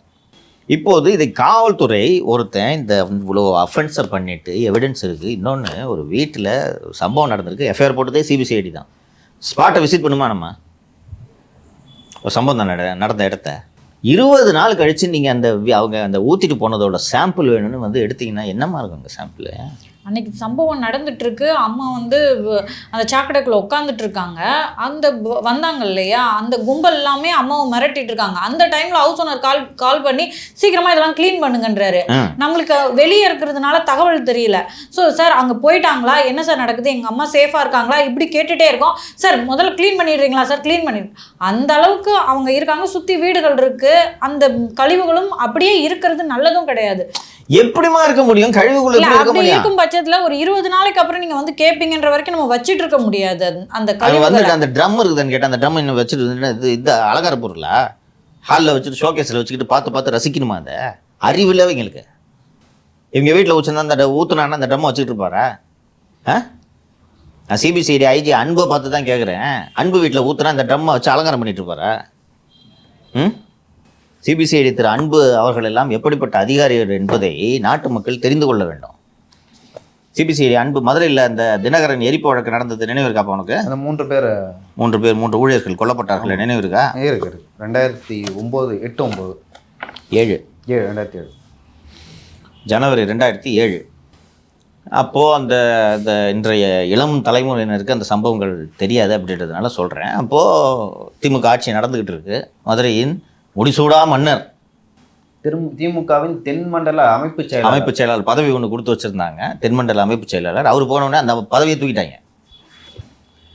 அண்ட் அப்போது முடிசூடா மன்னர் அவர் தான் மதுரையில். அப்போது மாறன் சகோதரர்களும், மாறன் அமைச்சராக இருக்கார், தொலைத்தொடர்பு அமைச்சராக இருக்கார், தயாநிதி மாறன். அவங்க நடத்தக்கூடிய தினகரன் நாளிதழில் சர்வே வெளியிடுகிறார்கள். யார் வந்து திமுகவில் அடுத்த தலைமை பதவிக்கு வரணும், சம்திங். கலைஞர் கருணாநிதி அவர்களுக்கு அடுத்து யார் திமுகவில் பாப்புலராக இருக்கக்கூடியவர்கள் அப்படின்னு சொல்லிட்டு ஒரு சர்வே ஒன்று வெளியிடுகிறார்கள். அந்த சர்வே வெளியிடும் போது அந்த சர்வேல என்ன பண்ணுறாங்க, கடைசி பேரில் அழகிரி போட்ட உடனே தாகிருஷ்ணன் பேசுனதுக்கே தூக்கி போட்டு கொன்னவங்க விடுவாங்களா? ஸோ வரிசையாக அங்கே தாக்குதல் நடக்குது. இந்த தாக்குதல் காலை 8 மணி முதல் தொடர்ந்து தாக்குதல் நடைபெற்று கொண்டு இருக்கிறது. தாக்குதல்னால் எப்படின்னா, எடுத்தோடனே தாக்குதல் இல்லை. ஒரு 20 பேர் 30 பேர் வருவாங்க. வந்து அழகிரி இம்ப்ரெஸ் பண்ணணும்ல, 20 பேர் 30 பேர் வந்து அந்த தினகரன் அலுவலகத்தின் வாசலில் போட்டு ஒரு 50 தினகரன் பேப்பரை போட்டு கொளுத்திட்டு போயிடுவாங்க. போன உடனே என்ன அண்ணன் வெறும் பேப்பரை கொளுத்திட்டு போனீங்கன்னு காண்டா இருக்காருன்னு சொன்னோன்னா அடுத்த டீம் வரும். இப்படி காலை 7 மணி முதல் நடந்து கொண்டு இருக்கு. அப்போது மதுரையோட எஸ்பி திரு அன்பு ஒரு பத்திரிகை அலுவலகத்தை, எந்த பத்திரிகை அலுவலகம் வேணாலும் இருக்கட்டும், அந்த பத்திரிகை அலுவலகத்துக்கு இந்த மாதிரி நடந்துக்குதுன்னா 2 கம்பெனி ஏஆரை நிறுத்தி நீங்கள் ஒரு இந்த பக்கம் பேரிகேடை போட்டு அந்த பக்கம் பேரிகேடை போட்டு ஒருத்தர் என்ட்ரி ஆகாமல் தடுக்கிறது தானே ஒரு எஸ்பியோட வேலை. அந்த 3 பேர் உயிர் போவதற்கு முழுமையான காரணம் திரு அன்பு ஐபிஎஸ். அந்த காலையில் அந்த எவிடன்ஸ், அந்த ஜட்ஜ்மெண்ட்டில் இருக்கிற எவிடன்ஸு காலையில் 8 மணிக்கு ரோல் கால், ஒத்தக்கடை போலீஸ் ஸ்டேஷனில் ரோல் கால் நடந்து கொண்டு இருக்கும்போது தினகரன் ஒத்தக்கடை பஜாரில் தினகரன் அலுவலகத்தை எரிக்கிறார்கள் அப்படின்ற தகவல் வருகிறது. உடனடியாக 8:30 மணிக்கெல்லாம் தினகரன் ஆஃபீஸ் வாசலுக்கு போலீஸ் போயிடுது. இங்கே நல்லா கவனிக்கணும். தினகரன் ஆஃபீஸ் வாசலுக்கு போலீஸ் போன உடனே அப்போது மதுரை மேயராக இருந்த தேன்மொழி என்பவர் ஒரு வாகனத்தில் வந்து 9 மணிக்கு தேன்மொழி என்பவர் ஒரு வாகனத்தில் வந்து தினகரன் அவங்க ஆதரவாளர்களோடு வந்து தினகரன் பேப்பரெல்லாம் கொஞ்சம் நேரம் கொளுத்தி போட்டுட்டு போகிறாரு. அதுக்கு அடுத்து வந்து ராஜாராம் என்ற ஊமச்சிக்குளம் டிஎஸ்பி சம்பவம் நடக்கிற அந்த இடத்துக்கு போய் அவர் கொஞ்சம் பாதுகாப்பில் ஈடுபடுகிறார். திருப்பி ஒரு குரூப் வந்து கொளுத்துது. இதுக்குள்ளே பக்கத்து ஸ்டேஷன் இதெல்லாம் இன்ஸ்பெக்டர்ஸ் எல்லாம் வர்றாங்க. டிஎஸ்பி வந்து 2 சைடு வாகனங்களை நிறுத்துங்கள் என்று சொல்கிறார். இது வந்து காலையில் 10 மணிக்கு நடக்குது. காலையில் 10 மணிக்கு டாடா சுமோ, ஆட்டோ மற்றும் இருசக்கர வாகனங்களில் திமுக இளைஞரணி செயலாளர் சரவணன் என்பவர் 50 பேரை அழைத்து கொண்டு தினகரனுக்கும் தினகரன் நிர்வாகத்துக்கும் எதிராக கோஷங்களை எழுப்பி கொண்டு அங்கே வந்து அந்த போராட்டம் நடக்குது. இப்போவும் அன்பு ஸ்பாட்டுக்கு போகல. இதற்கு பிறகு வந்து 11 மணிக்கு அங்கே வர்றவங்களெல்லாம் அவங்க எல்லாம் இதெல்லாம் போட்டு அடிச்சுக்கிடுச்சுலாம் உடைக்கிறாங்க. இப்போ நம்ம வீட்டில் நடந்துச்சுல்ல, எல்லாம் நடந்து முடிஞ்ச உடனே சரி ரைட் உட்காந்து கொஞ்சம் ஓரமாக போராட்டம் நடத்திங்க ரொம்ப போகணும். அதே மாதிரி நடக்குதுங்க. அடிச்சுட்டு கொஞ்சம் பேர் கொஞ்சம் நினச்சி வரட்டி விட்றாங்க. அடுத்த டீம் வருது. இவங்க அந்த வீடியோஸ்லாம் உங்களுக்கு ஞாபகம் இருக்கா இல்லையான்னு தெரியல. கேட்டை ஏறி குதிச்சு மொல்லமாக சவாசமாக நடந்து போவாங்க. டிஎஸ்பி கூட நடந்து போவாங்க. கண்ணாடியில் அடித்து உடைக்கிறது கூட நடந்து போவாங்க. கூட நடந்து போய் உள்ளே போட்டு தினகரன் உள்ளே பூந்து கொஞ்சம் கொஞ்சமாக எரிக்க ஆரம்பிக்கிறாங்க. எரித்த பிறகு அதுக்கப்புறம் ஒரு 11:45 போல் தான் அன்பு ஸ்பாட்டுக்கு போகிறார். அன்பு ஸ்பாட்டுக்கு போன உடனே தான் ஒரு 2 பேர் உயிருக்கு போராடிய நிலையில் 2 பேரை தூக்கிட்டு போகிறாங்க. இன்னொருத்தன் செக்யூரிட்டி. 3 உயிர்கள் அன்று பலியாகின. இந்த ஒரு எஸ்பி இந்த மாதிரி லாண்ட் ஆர்டர் இஷ்யூ எது வேணாலும் இருக்கட்டும், எங்கே பிரச்சனை வேணாலும் நடக்கட்டும். ஒரு லாண்ட் ஆர்டர் இவ்வளோ பெரிய இஷ்யூ நடக்குது, தொடர்ந்து போராட்டம் நடந்துட்டு இருக்குன்னா அந்த ஏரியாவை செக்யூர் பண்ணணுமா வேணாமா ஒரு எஸ்பி? அங்கே எவிடன்ஸ் நடக்குது. இந்த வரிசையாக டீம் வந்துட்டு இருக்காங்கன்னு சொன்னேன்ல, அதில் அடிஷ்னல் எஸ்பியாக ராமகிருஷ்ணன் என்பவர் ஒரு செல்வராஜ் என்ற ஒரு அடிஷ்னல் எஸ்பி இருக்கிறார். அந்த செல்வராஜ் கூட ஒரு 20 பேரோட அந்த இடத்துக்கு வர்றாரு. கோர்ட் எவிடன்ஸில் என்ன சொல்கிறாருன்னா, அதற்கு பிறகு எனக்கு உயர்நீதிமன்றத்தில் வேலை இருந்ததால் நான் உயர்நீதிமன்றம் அந்த ஆட்களை எல்லாம் கூட்டிகிட்டு உயர்நீதிமன்றம் சென்று விட்டேன்னு சொல்கிறாருன்னா, ஒரு அடிஷ்னல் எஸ்பி கலாட்டா நடந்துகிட்டு இருக்குன்றதை தெரிஞ்சு எஸ்பியோட உத்தரவு இல்லாமல் உயர்நீதிமன்றத்துக்கு போவாரா? எதுக்கு போகிறேன்னு உயர்நீதிமன்றத்துக்கு ஃபஸ்ட்டு அங்கே போகிறாங்க. அதுக்கப்புறம் ஒரு அன்பு வந்து என்ன சொல்கிறாருன்னா, நான் எவிடன்ஸில் நான் ஒரு அடிஷ்னல் எஸ்பியை ஹைகோர்ட்டுக்கு போகணுன்னு நான் சொல்லலைன்ட்டு எவிடன்ஸ் கொடுத்துட்டு இவர் தப்பிச்சிட்டேன். ஒரு கலவரம் நடந்துகிட்ருக்கு, ஒரு டிஸ்ட்ரிக்ட் எஸ்பியோட உத்தரவு இல்லாமல் டீமை கூட்டிகிட்டு ஏடிஎஸ்பி நகர் வரப்போ அந்த இடத்த விட்டு இது நடக்குமா போலீஸில்? இப்போ நமது வீட்டில் அந்த கலவரம் நடந்துச்சு, கண்ட்ரோல் ரூமுக்கு நான் ஃபோன் பண்ணி சொல்லிட்டேன். 3 மணி நேரம் அந்த கலாட்டா பண்ணவங்க இந்த திருமணையில் உட்காந்துட்டு நகரவே இல்லை. ரெட்பிக்ஸ் டீம்லாம் போனப்போ அவங்கள அடிக்கிறதுக்கு போனாங்க. அந்த இன்ஸ்பெக்டர் அவங்கள அடித்து விரட்டாமல் அதே இடத்துல அவங்கள அனுமதிச்சுக்கிட்டு இருந்தாருன்னா அருண் உத்தரவு இல்லாமல் அவருக்கு செய்வாரா? கண்ட்ரோல் ரூமுக்கு தகவல் போயிடுச்சு. இன்னும் ஒரு 25 பேர் இருந்தாங்க. ஒரு 10 போலீஸை கூப்பிட்டு 4 சாத்தியம் தான் எஞ்சி போயிருப்பாங்க இல்லையா? அதுதானே போலீஸோட வேலை. அனுமதி இல்லாமல் பண்ணி வீட்டை உடைச்சது இல்லாமல் நீ இன்னும் இங்கே உட்காந்து தர்ணா பண்ணிகிட்டு இருக்கிற, இதை பண்ணணும். ஆனால் என்ன பண்ணாங்க? அவங்ககிட்ட கெஞ்சிக்கிட்டு இருந்தாங்க. இதே தான் அங்கேயும் நடக்குது.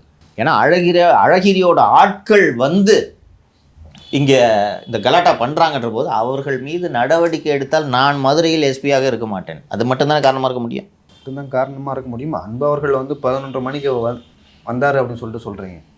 அதுவும் அவராக வந்திருக்க மாட்டார். சென்னையில் இருந்து ப்ரெஷர் போயிடும். ஆமாம், அப்போதெல்லாம் ஓரளவுக்கு நல்ல அதிகாரிகள் இருந்தார்கள். ஓரளவுக்கு நல்ல அதிகாரிகள். என்ன இவ்வளோ தூரம் டிவியில் வர ஆரம்பிச்சு. இன்னொன்று அதுவும் ஒரு பெரிய மீடியா கம்பெனியில்ப்பா, சன் குரூப்புப்பா. ஒரு சிஎம் சொல்லிருக்க மாட்டார். ஆமாம், அட்டிக்கிறாங்க ஃபோனு, மாறன் அட்டிக்கிறாரு ஃபோனு. அப்போ தான் இங்கே கட்டும் கோபம் வந்து புரியலான்ற முடிவுக்கெல்லாம் வந்தது. அட்டிக்கிறாங்க, எம்ப்ளாயி உள்ள ஆஃபீஸில் பூந்து அடிச்சுட்டு இருக்கான், போலீஸ் வேடிக்கை பார்க்குதுன்னு சொல்லிட்டு அவங்களும் ப்ரெஷர் போடுறாங்க. இதெல்லாம் நடந்து முடிந்த பிறகு சரி சம்பவம் நடந்துச்சு. கிட்டத்தட்ட 1 மணிக்கு செத்து எல்லாம் 3 பேர் செத்துட்டாங்கன்ற விவரம்லாம் 1 மணிக்கு தெரிஞ்சிருச்சு. தம்பி சாயங்காலம் 6:30 மணி வரைக்கும் எஃப்ஐஆர் போடல. மாலை 6 மணி வரை இந்த வழக்கில் எஃப்ஐஆர் போடல. 6:30 வரைக்கும் எஃப்ஐஆர் போடலை. மாலை 6:30 மணிக்கு யாருக்கிட்டேருந்து கம்ப்ளைண்ட் வாங்கி எஃப்ஐஆர் போடுறாங்கன்னா அங்கே இருக்கிற சப் இன்ஸ்பெக்டர்கிட்டேருந்து கம்ப்ளைண்ட் வாங்கி எஃப்ஐஆர் போடுறாங்க. யார்கிட்ட இருந்து கம்ப்ளைண்ட் வாங்கணும்? தினகரன் ஆஃபீஸில் வேலை செய்கிற ஆஃபீஸில் வேலை செய்கிறவங்க கம்ப்ளைண்ட் வாங்கணும். தினகரன் ஆஃபீஸோட அங்கே இருக்க எடிட்டரு கம்ப்ளைண்ட் கொடுக்குறாரு. அவர் கம்ப்ளைண்ட்டை ஏன் எடுக்கலைன்னா அவர் கம்ப்ளைண்ட் இந்த சம்பவத்துக்காரனா அழகிரின்னு கொடுக்குறாரு. அழகிரி பேர் எப்படி எஃப்ஐஆரில் சேர்க்க முடியுமா? அதனால் எஃப்ஐஆரே போடாமல் 6:30 மணிக்கு எஃப்ஐஆர் போட்டு எஃப்ஐஆர் ரெஜிஸ்டரிங் டைமை 1 மணின்னு போடுறாங்க. அது சம்பவம் நடந்த 10 நிமிஷத்தில் சப் இன்ஸ்பெக்டர் கம்ப்ளைண்ட் கொடுத்த மாதிரியும் அந்த சப் இன்ஸ்பெக்டர் அப்ரூவரை மாற்றி சிபிஐ அப்ரூவரை மாற்றிடுச்சு. அவர் சொல்லிட்டார், அதிகாரிங்களாம் என்கிட்ட குடு கம்ப்ளைண்ட் இதில் கையெழுத்து போட்டு அதில் இவரோட பேரே இல்லாமல் போடுறாங்க. அழகிரியோட பேர் இல்லாமல் போடுறாங்க. இன்னொரு முக்கியமான விஷயம், அந்த எஃப்ஐஆரில் ஒரு சுமோ வாகனத்தில் வந்து இந்த தாக்குதல் நடைபெற்றது அப்படின்னு போடுறாங்க. அந்த அட்டாக்லாம் ஸ்டார்ட் ஆன உடனே ஊரே வீடியோ எடுக்குது இல்லையா, போடுறாங்க. அப்போது அந்த எஃப்ஐஆரில் TN 58E6066 தான் அந்த வண்டி நம்பரு. வேண்டுமென்றே தவறாக வண்டியை அடையாளப்படுத்தணுன்றதுக்காக TN 58E பதிலாக ஒய்ன்னு அந்த இது போடுறாங்க. அதில் அந்த வண்டி வந்தது வீடியோ இருக்குது, ஃபோட்டோ இருக்குது, எல்லாமே இருக்குது. வேண்டுமென்றே அந்த வாகனத்தோட என்ன தவறாக போடுறாங்க. 6:30 மணி வரைக்கும் எஃப்ஐஆர் போடாமல் ஒரு 3 உசுறு போச்சே. நீலாம் என்ன ஐபிஎஸ் ஆஃபீஸரு நான் கேட்குறேன். இப்படிப்பட்ட அன்பு இன்று எஸ்பியிலிருந்து டிஐஜியாக பதவி உயர்வு பெற்று இன்று ஐஜியாக சிபிசிஐடியின் தலைவராக இன்று சிபிசிஐடியில் அமர்ந்திருக்கு. இந்த சிபிசிஐடி தான் நம்ம வீட்டில் நடந்த தாக்குதலை இப்போது விசாரித்து கொண்டிருக்கு. இப்போ எந்த லட்சத்தில் இந்த விசாரணை நடக்கும்? அதனால்தான் இந்த வழக்கை சிபிஐ விசாரணைக்கு மாற்ற வேண்டும் என்று சென்னை உயர்நீதிமன்றத்தை அணுகிய போது நீங்கள் ரொம்ப விரைவாக அணுகிட்டீங்க, 12 வாரங்களுக்குள் குற்றப்பத்திரிகை தாக்கல் செய்ய வேண்டும் என்று சென்னை உயர்நீதிமன்றம் உத்தரவிட்டு இந்த சிபிஐக்கு மாற்ற வேண்டும் என்று இந்த வழக்கை தள்ளுபடி செய்து. இப்போ நம்ம சிபிஐக்கு அப்ரோச் பண்ணும்போது தான் சார் பெயிலபிள்னு போட்டிருந்தது எல்லாத்தையுமே நான் பெயிலபிளாக மாற்றுறாங்க. அது ஒன்று, அது ஆமாம், அது ஒரு காரணம். இன்னொன்று எதிர்க்கட்சி தலைவர் எடப்பாடி பழனிசாமி அவர்கள் வெளியிட்ட அறிக்கையும் காரணம். இன்னொன்று இந்த சிபிஐக்கு நீங்கள் சொன்னது ஒரு முக்கியமான காரணம். சிபிஐக்கு மாற்றணும்னு நம்ம போட்ட உடனே நீ என்ன விசாரிச்ச அப்படின்னு கேட்டேன்னா என்ன பதில் சொல்கிறது? அதற்காகத்தான் அவசர அவசரமாக இதை இந்த நான் பெயிலபிள் செக்ஷன். ஏன்னா வீட்டில் பூந்து பொருளை உடச்சிருக்கீங்க, பொருளை உடச்சிங்கன்னா பிபிடி ஆக்ட் போடணும். அது போடாமல் இப்போ எதுக்கு நீ எஃப்ஐஆர் போட்ட? என்ன செக்ஷனில் போட்டிங்க நீங்கள் எஃப்ஐஆர்? அன்பு கீழே போட்ட எஃப்ஐஆர் தானே இது. ஸோ அந்த புது செக்ஷன்லாம் ஆட் பண்ணாங்கல்ல சார், அதுக்கப்புறம் சப்சிக்வெண்ட்டாக சிபி அதெல்லாம் அதான் அந்த சட்டவிரோதமாக கூடுதல், வீடு உடைத்தல், கலவரத்தில் ஈடுபடுதல், இதெல்லாம் பின்னாடி சேர்க்குறாங்க. அதான் சொல்கிறேன், இதில் கலவரம் பண்ணவன் போய் செல்வ பிறந்தை கூட போராட்டத்தில் கலந்துட்டு இருக்கான். என்னன்னா இது எல்லாவற்றையும் ஆப்ரேட் செய்வது சேகர் பாபு. இல்லை சார், ஆக்சுவலாக சேகர் பாபுக்கு என்ன அதில் லாபம் சார்? இப்போ நீங்கள் செல்வ பெருந்தகை அவங்களை பற்றி தான் தொடர்ந்து விமர்சனம் செஞ்சீங்க. அதில் வந்து அவர் தான் ஊழல் செஞ்சார். அந்த நவீன கழிவை அகற்றும் இயந்திரத்துக்கு வந்து அந்த ஊழலில் முழுமையாக ஈடுபடுறது செல்வ பெருந்தகை. இதுக்கும் சேகர் பாபுக்கும் என்ன சம்பந்தம்? சேகர் பாபு எங்கேருந்து வந்தார்? இல்லை ரொம்ப அழகாக சொன்னீங்க. சேகர் பாபு மற்றும் செல்வ பெருந்தகை ஆகிய இருவரையும் இணைக்கும் புள்ளி ஆம்ஸ்ட்ராங்கின் கொலை. ஆம்ஸ்ட்ராங் என்ற மனிதர் இருந்த வரை சென்னையில் அவரை மீறி யாரும் கட்ட பஞ்சாயத்து பண்ண முடியாது. அதான் உண்மை. வட சென்னை, தமிழ்நாடு முழுக்க எங்கே என்ன பிரச்சனை நடந்தாலும் ஆம்ஸ்ட்ராங் அணுகுவாங்க. அதுபோக சேகர் பாபு அவர்களுக்கு ஆம்ஸ்ட்ராங் அவர்கள் மீது தனிப்பட்ட முறையிலும் பகை உண்டு. அவரது மகள் திருமண விவகாரம், அவங்க மகள் நிறைய இதில் நேர்காணல் கொடுத்துருக்காங்க, நீங்கள் பார்த்துருப்பீங்க. அவங்க திருமணம் செய்து கொண்டு அவர்கள் வெளிமாநிலத்துக்கு சென்று விட்டார்கள். அப்போதும் தமிழ்நாடு காவல்துறையை சேர்ந்த, உளவுத்துறையை சேர்ந்த மற்ற பல்வேறு ஸ்டேஷன்களில் பணிபுரிந்த அதிகாரிகள் தான் கொல்கத்தா, மும்பை, ஹைதராபாடு, விசாகப்பட்டினம் போன்ற இடங்களுக்கெல்லாம் சென்று தூக்கிட்டு வந்தாங்க. அந்த பெண் பிடிவாதமான அவன் கூட தான் வாடுவேன், அவனை தான் பிடிச்சிருக்கு என்று சொல்லும்போது அந்த திருமணத்தை நடத்தி வைத்தது ஆம்ஸ்ட்ராங். இதில் அவருக்கு பகை இருக்குது. அதுபோக இந்த கொளத்தூர் தண்டராஜெல்லாம் அந்த போன்ற ரவுடிகளை எல்லாம் கண்ட்ரோல் வச்சிருக்கிறது சேகர்பாபு தானே. இன்னொன்று, இப்போ இந்த ஆம்ஸ்ட்ராங் என்ற அந்த பெரிய தலை அகன்ற பிறகு மொத்த கட்டுப்பாடு இவங்க 2 பேர்கிட்ட வந்துருச்சா? ஒரு ஃபேஸ் இல்லாமல் போய் இந்த புள்ளியில் தான் இணைகிறாங்க. சேகர்பாபுக்கும் எனக்கும் தனிப்பட்ட முறையில் பகை இல்லை. அப்புறம் தொழில் பங்குதாரர் திரு செல்வ பெருந்தகை அவர்கள் சொல்லும்போது இவர்கள் இருவரும் இணைய மாட்டார்களா? அந்த இல்லைன்னா கொளத்தூர் தண்டராஜ் எதுக்கு ஃபோனில் சொல்கிறாரு சேகர்பாபு பேரை? நான் மிஸ் பார்த்தேன்னா மரியாதை கொடுத்தானு கடைசியில் ஒரு வார்த்தை எப்படி நான் எதிர்பார்க்கல. இவர்களாம் இப்படித்தான் இணைகிறார்கள். இன்னொன்று, நான் ஏற்கனவே உங்கள்கிட்ட சொல்லலை, இந்த நிகழ்ச்சியில் சொல்கிறேன். செல்வ பெருந்தகை தனது தொகுதியை மாற்ற இருக்கிறார். ஸ்ரீபெரும்புதூரிலிருந்து மாற்ற இருக்கிறார். அங்கே நின்றால் நாம் அது வெற்றி பெறுவதற்கான வாய்ப்பு அதிகம். ஏன்னா ஸ்ரீபெரும்புதூரில் சொத்து சேர்ப்பதை தவிர அவர் தொகுதிக்காக எந்த வேலையும் செய்யவில்லை என்பதால் மற்றொரு ரிசர்வ் தொகுதி தானே அவருக்கு ஒதுக்குவார்கள். அவர் இந்த ரிசர்வ் தொகுதியாக அவர் தேர்ந்தெடுக்க இருப்பது ஒன்று திருவிக நகர் அல்லது திருவிக நகரை விட அவர் மிகவும் விரும்புவது எழும்பூர் தொகுதி. இந்த எழும்பூர் அல்லது திருவிக நகர் தொகுதியை காங்கிரஸுக்கு ஒதுக்க வேண்டும் அல்லது ஒதுக்கினால் நல்லது என்பதில் சேகர்பாபு அவர்களுக்கு மிகவும் விருப்பம். என்ன காரணமாக இருக்கும் சொல்லுங்க? பரந்தாமன் இருக்காரு, பரந்தாமன் சீட்டு கிடைக்காதுல்ல, திமுக கூட்டணி கொடுத்துட்டேன்ப்பா உனக்கு இல்லைப்பா, போச்சா? திருவிக நகர் கொடுத்தா ஆர்டி சேகருக்கு போச்சா? 2 பேரை காலி பண்ணியாச்சா? தனக்கு போட்டியாக திமுக சென்னை மாநகர மாவட்டத்தில் வடசென்னை மாவட்டத்தில் இருக்கக்கூடிய 2 பேர் காலி பண்ணியாச்சா? பல்வேறு வகையில் இவர்கள் தொழில் பங்குதாரர்கள். அந்த புள்ளியில் தான் இணைகிறார்கள். கூப்பிட்டு சொல்லும்போது என்ன, ஏற்கனவே இப்போது இங்கே இந்த எழும்பூருக்கு என்னை கைது செய்து மே மாதம் அழைத்து வந்த போது இந்த மகளிர்லாம் பெண்களுக்கு இப்படி பேசுகிறாங்க, தொடப்பத்தூர் கூட்டு வந்து அதை ஆர்கனைஸ் பண்ணிவிட்டு எக்மோர் கோட்டு பக்கத்துலேயே காரை போட்டு உட்காந்துருந்தார் சேகர்பாபு. இதெல்லாம் என்ன மு.க. ஸ்டாலினோ உதயநிதி ஸ்டாலினோ சொன்னாங்களா? ஒரு சங்கரை ப்ரொடியூஸ் பண்ணுறாங்க, தொடப்பத்தை எடுத்துகிட்டு பெண்களை போக சொல்லுங்கன்னு. இந்த அருண், செல்வ பெருந்தகை, சேகர்பாபுலாம் எந்த புள்ளியில் இணைகிறாங்கன்றது தெரியுதா? ஆட்சி மாற்றம் ஏற்பட்டு ஆம்ஸ்ட்ராங் கொலை வழக்கு சிபிஐ விசாரணைக்கு அனுப்பப்பட்டால் அருணே ஜெயிலுக்கு போவார். திருவேங்கடம் என்கவுண்டர் நடந்துச்சு இல்லை, இதெல்லாம் நடக்காதுன்னு ரொம்ப ஐபிஎஸ் ஆஃபீஸர்னு அவர் இப்படி ஜெயிலுக்கு போகிறலாம் நினைக்காதீர்கள். குஜராத்தில் சொராபுதீன் ஷேக் என்கவுண்டர், போலி என்கவுண்டர் வழக்கில் சிபிஐ விசாரணை நடத்தி டிஜி வன்சாரா, பாண்டியன், இன்னும் 2-3 அதிகாரிகள் 4 ஆண்டுகள் ஜாமீன் கிடைக்காமல் சிறையில் இருந்தார்கள். இப்போ ஆந்திராவில் அரெஸ்ட் பண்ணியிருக்காங்க பார்த்தீங்களா? ஆமாம். இது மாதிரி பொய் வழக்கு போட்டு இதுவும் போட்டு இது 2 நாளில் அதான் நான் உங்களுக்கு ரவுடிகளுக்கு புரிகிற மொழியில் பேசுவேன்னு சொல்லிட்டு நீங்கள் சுட்டீங்கல்ல. நீங்கள் அவர் திருவேங்கடம் என்கவுண்டர் கேஸ் மட்டும் சிபிஐக்கு போச்சுன்னா அருண், டாக்டர் விஜயகுமார் ஐபிஎஸ் அத்தனை பேரும் சிறைக்கு போவாங்க. அவ்வளவு எவிடன்ஸ் இருக்குது அதில். கஸ்டடியில் காலையில் எடுக்கிறாங்களாம், துப்பாக்கியை பதுக்கி வச்சுருக்கேன்னு திருவேங்கடம் சொல்கிறாராம், கூட்டிகிட்டு போகிறாங்களாம். அங்கே போன உடனே ஒரு இதில் இருந்து அவர் சுடுறாராம், சுட்டவுடனே இவங்க பதிலுக்கு திருப்பி சுடுறாங்களாம். சுடும்போது பார்த்தா திருவேங்கடம் செத்து போயிட்டான். திருவேங்கடத்தை ஏன் சார் அவங்க கொலை பண்ணணும்? திருவேங்கடம் தான் ஆம்ஸ்ட்ராங் கொலையில் முக்கிய பங்கு வகித்தார்னு இவங்க சொல்கிறாங்கல்ல. திருவேங்கடத்துக்கு இதில் முக்கிய ரோலை யார் ப்ளே பண்ணால் இந்த கிரிமினல் கான்ஸ்பிரசிக்கு பின்னாடி யார் இருக்காங்கன்ற விஷயம் திருவேங்கடத்துக்கு தான் தெரியும். இது நான் சிறையில் தெரிந்து கொண்ட விவகாரம். அவங்க திருமதி ஆம்ஸ்ட்ராங், அவங்க ஆம்ஸ்ட்ராங் அவர்களின் மனைவி வந்து ஒரு 2 நாள் ப்ரெஸ்ஸில் பேசிட்டு இருந்தாங்க, ஞாபகம் இருக்கா? அந்த ஆனந்தன், அவர் அந்த பிஎஸ்பி கட்சியின் இப்போது தலைவராக இருக்கக்கூடிய திரு ஆனந்தன் அவர்கள் அவங்கள கட்சியை விட்டு நீக்கிட்ட உடனே இந்த கொலையில் சிபிஐ விசாரணை வேணும்னு கேட்டோம். அது நடக்கவே இல்லை. சிபிஐ விசாரணைக்கு அண்ணனோட கொலை வழக்கில் சிபிஐ விசாரணை வேணுன்றதுக்காகத்தான் எனக்கு இந்த தலைவர் பதவியை நீங்கள் கொடுக்கணும், நான் அப்போ தான் வாங்கி தர முடியும்னு சொல்லிட்டு ஆனந்தன் அவர்கள் என்கிட்ட சொன்னாருன்னு சொன்னாங்களா? அதுக்கப்புறம் ஆனந்தன் இந்த வழக்கை சிபிஐக்கு கொண்டு போகிறதுக்கு ஏதாவது முயற்சி எடுத்தாரா? எடுக்கலன்னு அவங்களோட குற்றச்சாட்டே சொல்லிட்டாங்களா? ஏன் எடுக்கல? இதே ஆனந்தன் திருவேங்கடத்தை என்கவுண்டர் செய்தது சரின்னு பேட்டி கொடுத்துருக்காரு, ஞாபகம் இருக்கா? நான் பார்த்தேன். கொடுத்தாரா? ஏன் கொடுத்தாரு? நீங்கள் அவர் வந்து செல்வ பிறந்தகை, அவர் சொல்கிறத கேட்குற ஒரு ஆளாக மாறிட்டார். யார்? ஆனந்தன். அவரை தலைவராக கொண்டு வந்ததே இந்த ஆம்ஸ்ட்ராங் கொலை வழக்கு சிபிஐ விசாரணைக்கு சென்று விடக்கூடாது என்பதற்காகத்தான். உங்களுக்கு விவரம் தெரியல. திருமதி பொற்கொடி வந்து கிட்ட வந்து அவங்க சொன்னாங்கல்ல, நான் எல்லாத்தையும் பார்த்துக்கிறேன்னு சொன்னதுனால தான் நான் இதற்கு சம்மதித்தேன், ஆனால் எதுவுமே பார்க்கலன்றது எனக்கு இப்போது தான் தெரிகிறது என்று பொற்கொடி சொல்கிறார். ஆனந்தனுக்கு சரி பண்ணிட்டாங்க. ஏங்க ஒரு கொலையை சரியாக விசாரிக்காம அவர் வழக்கறிஞர் தானே? ஏங்க ஒரு கொலையை சரி பண்ணாம ஒரு சரியாக விசாரிக்காமல் எப்படிங்க கஸ்டடியில் இருக்க அக்யூஸ்ட் எதுக்குங்க சுட்டுக் கொள்ளணும்னு சொல்ல வேண்டிய ஒரு நபர் என்கவுண்டர் பண்ணது கரெக்ட் என்று ஏன் சொல்கிறார்?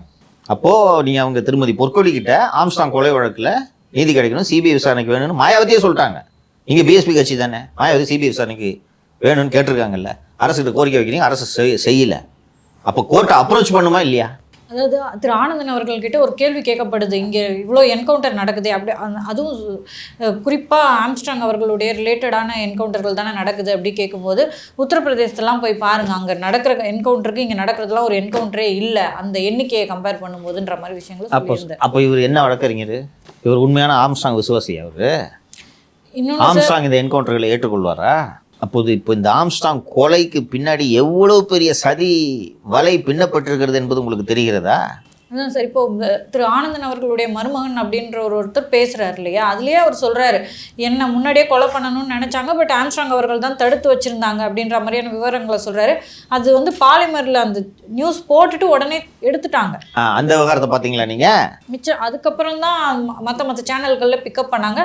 ஸோ அந்த பாலிமர்லேருந்து நீக்கினதுக்கும் சேகர்பாபு அவர்களுக்கும் ஒரு பங்கு இருக்குன்னு சொல்கிறாங்க. நிச்சயமாக இருக்கும். சென்னையை பொறுத்த வரைக்கும் ஒரு தாதாவாக சேகர்பாபு வலம் வந்து கொண்டிருக்கிறார். அந்த பையன் பேசின வீடியோ பார்த்தீங்கல்ல நீங்கள், ஆம்ஸ்ட்ராங் தான் என்னை காப்பாற்றி வச்சிருந்தான்னு. இப்படி பல பேருக்கு தொல்லையாக இருந்திருக்கிறார் ஆம்ஸ்ட்ராங். இல்ல இப்படி பல பேருக்கு இதா அந்த என்ன அது என்ன சொல்லுவாங்க, பாதுகாவலராக, காட்ஃபாதராக, அதான் இப்படி பல பேருக்கு வந்து ரொம்ப பாதுகாவலரா இருந்திருக்காரு. திரு ரஞ்சித் அவர்கள் கூட சொல்றாரு, என்னை சுத்தி ஒரு பாதுகாப்பு வளையத்தை வச்சிருந்தாருன்னு தான் அவருடைய மரணத்துக்கு வந்து சொன்னாரு. விசாரிக்கவே கூடாது. இன்னும் அதில் சம்மந்தப்பட்டவங்க யாரும் ஜாமீனில் வரல. நான் என்னன்னா என்ன தூக்கிட்டு போய் புழல் 1ல் வச்சாங்க. தப்பா வச்சிட்டாங்க. நான் இங்கே தான் இருக்காங்களா, ரைட்டு என்று சொன்னேன்.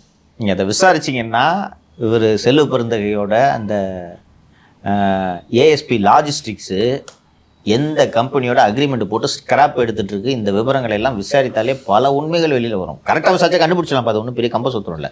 சிபிஐ இது போச்சுன்னா எல்லா மேட்டரும் வெளியில் வந்துடும். சரி, எனக்கு தெரிந்த ஒரு நண்பர் சொன்னார் என்னன்னா, இப்போ நம்ம தொடர்ந்து தமிழ்நாட்டில் திமுக ஆட்சிக்கு வந்ததே பல என்கவுண்டர்கள் நடந்தது. அதுவும் சென்னையில் நடக்காது, சென்னையை சுற்றி புறநகரில் நடக்கும். ஆமாம்.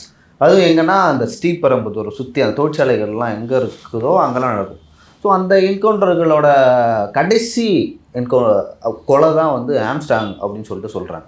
அது என்ன காரணம்னு சொல்கிறாங்கன்னா, ஆக்சுவலாக நாசரேத் பேட்டைன்னு ஒரு ஏரியா இருக்குது, பூந்தமல்லி பக்கத்தில். பூந்தமல்லி பக்கத்தில் அங்கேயும் ஸ்ரீபெரும்புதூருக்கும் லைக் ஒரு டிஸ்டன்ஸ் ஒரு ரோடு இருக்குது.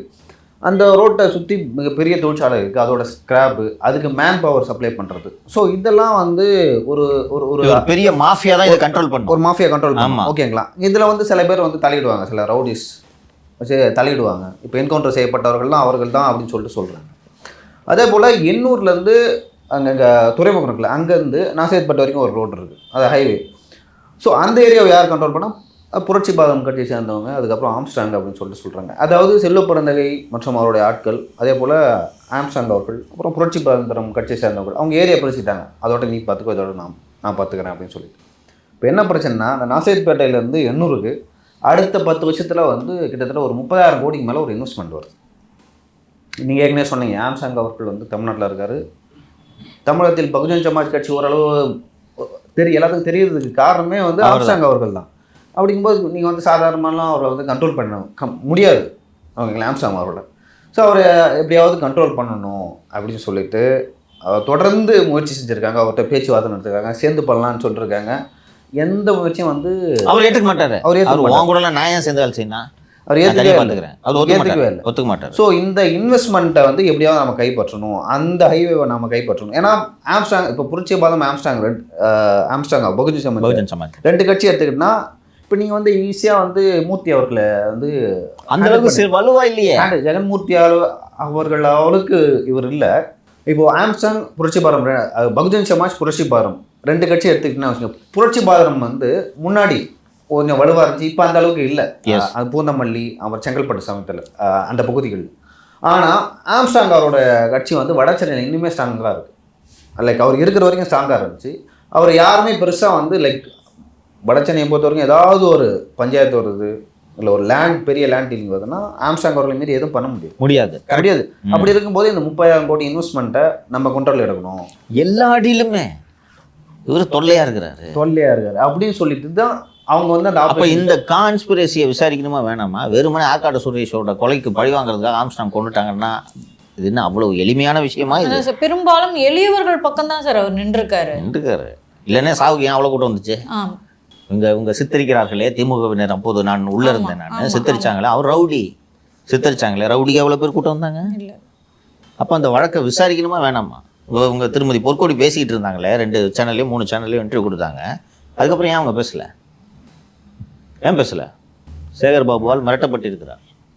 அதுக்கப்புறம் ஏன் யாருக்கும் இன்டர்வியூ கொடுத்தாங்கல்ல? அவங்க கட்சி விட்டு நீக்கிறார்ல. அவர் மற்றும் ஆம்ஸ்ட்ராங் ஆதரவாளர்கள் எல்லாம் கட்சியை விட்டு நீக்கிறாரா? அது நீக்கிறது தப்புன்னு சொன்னாங்களா?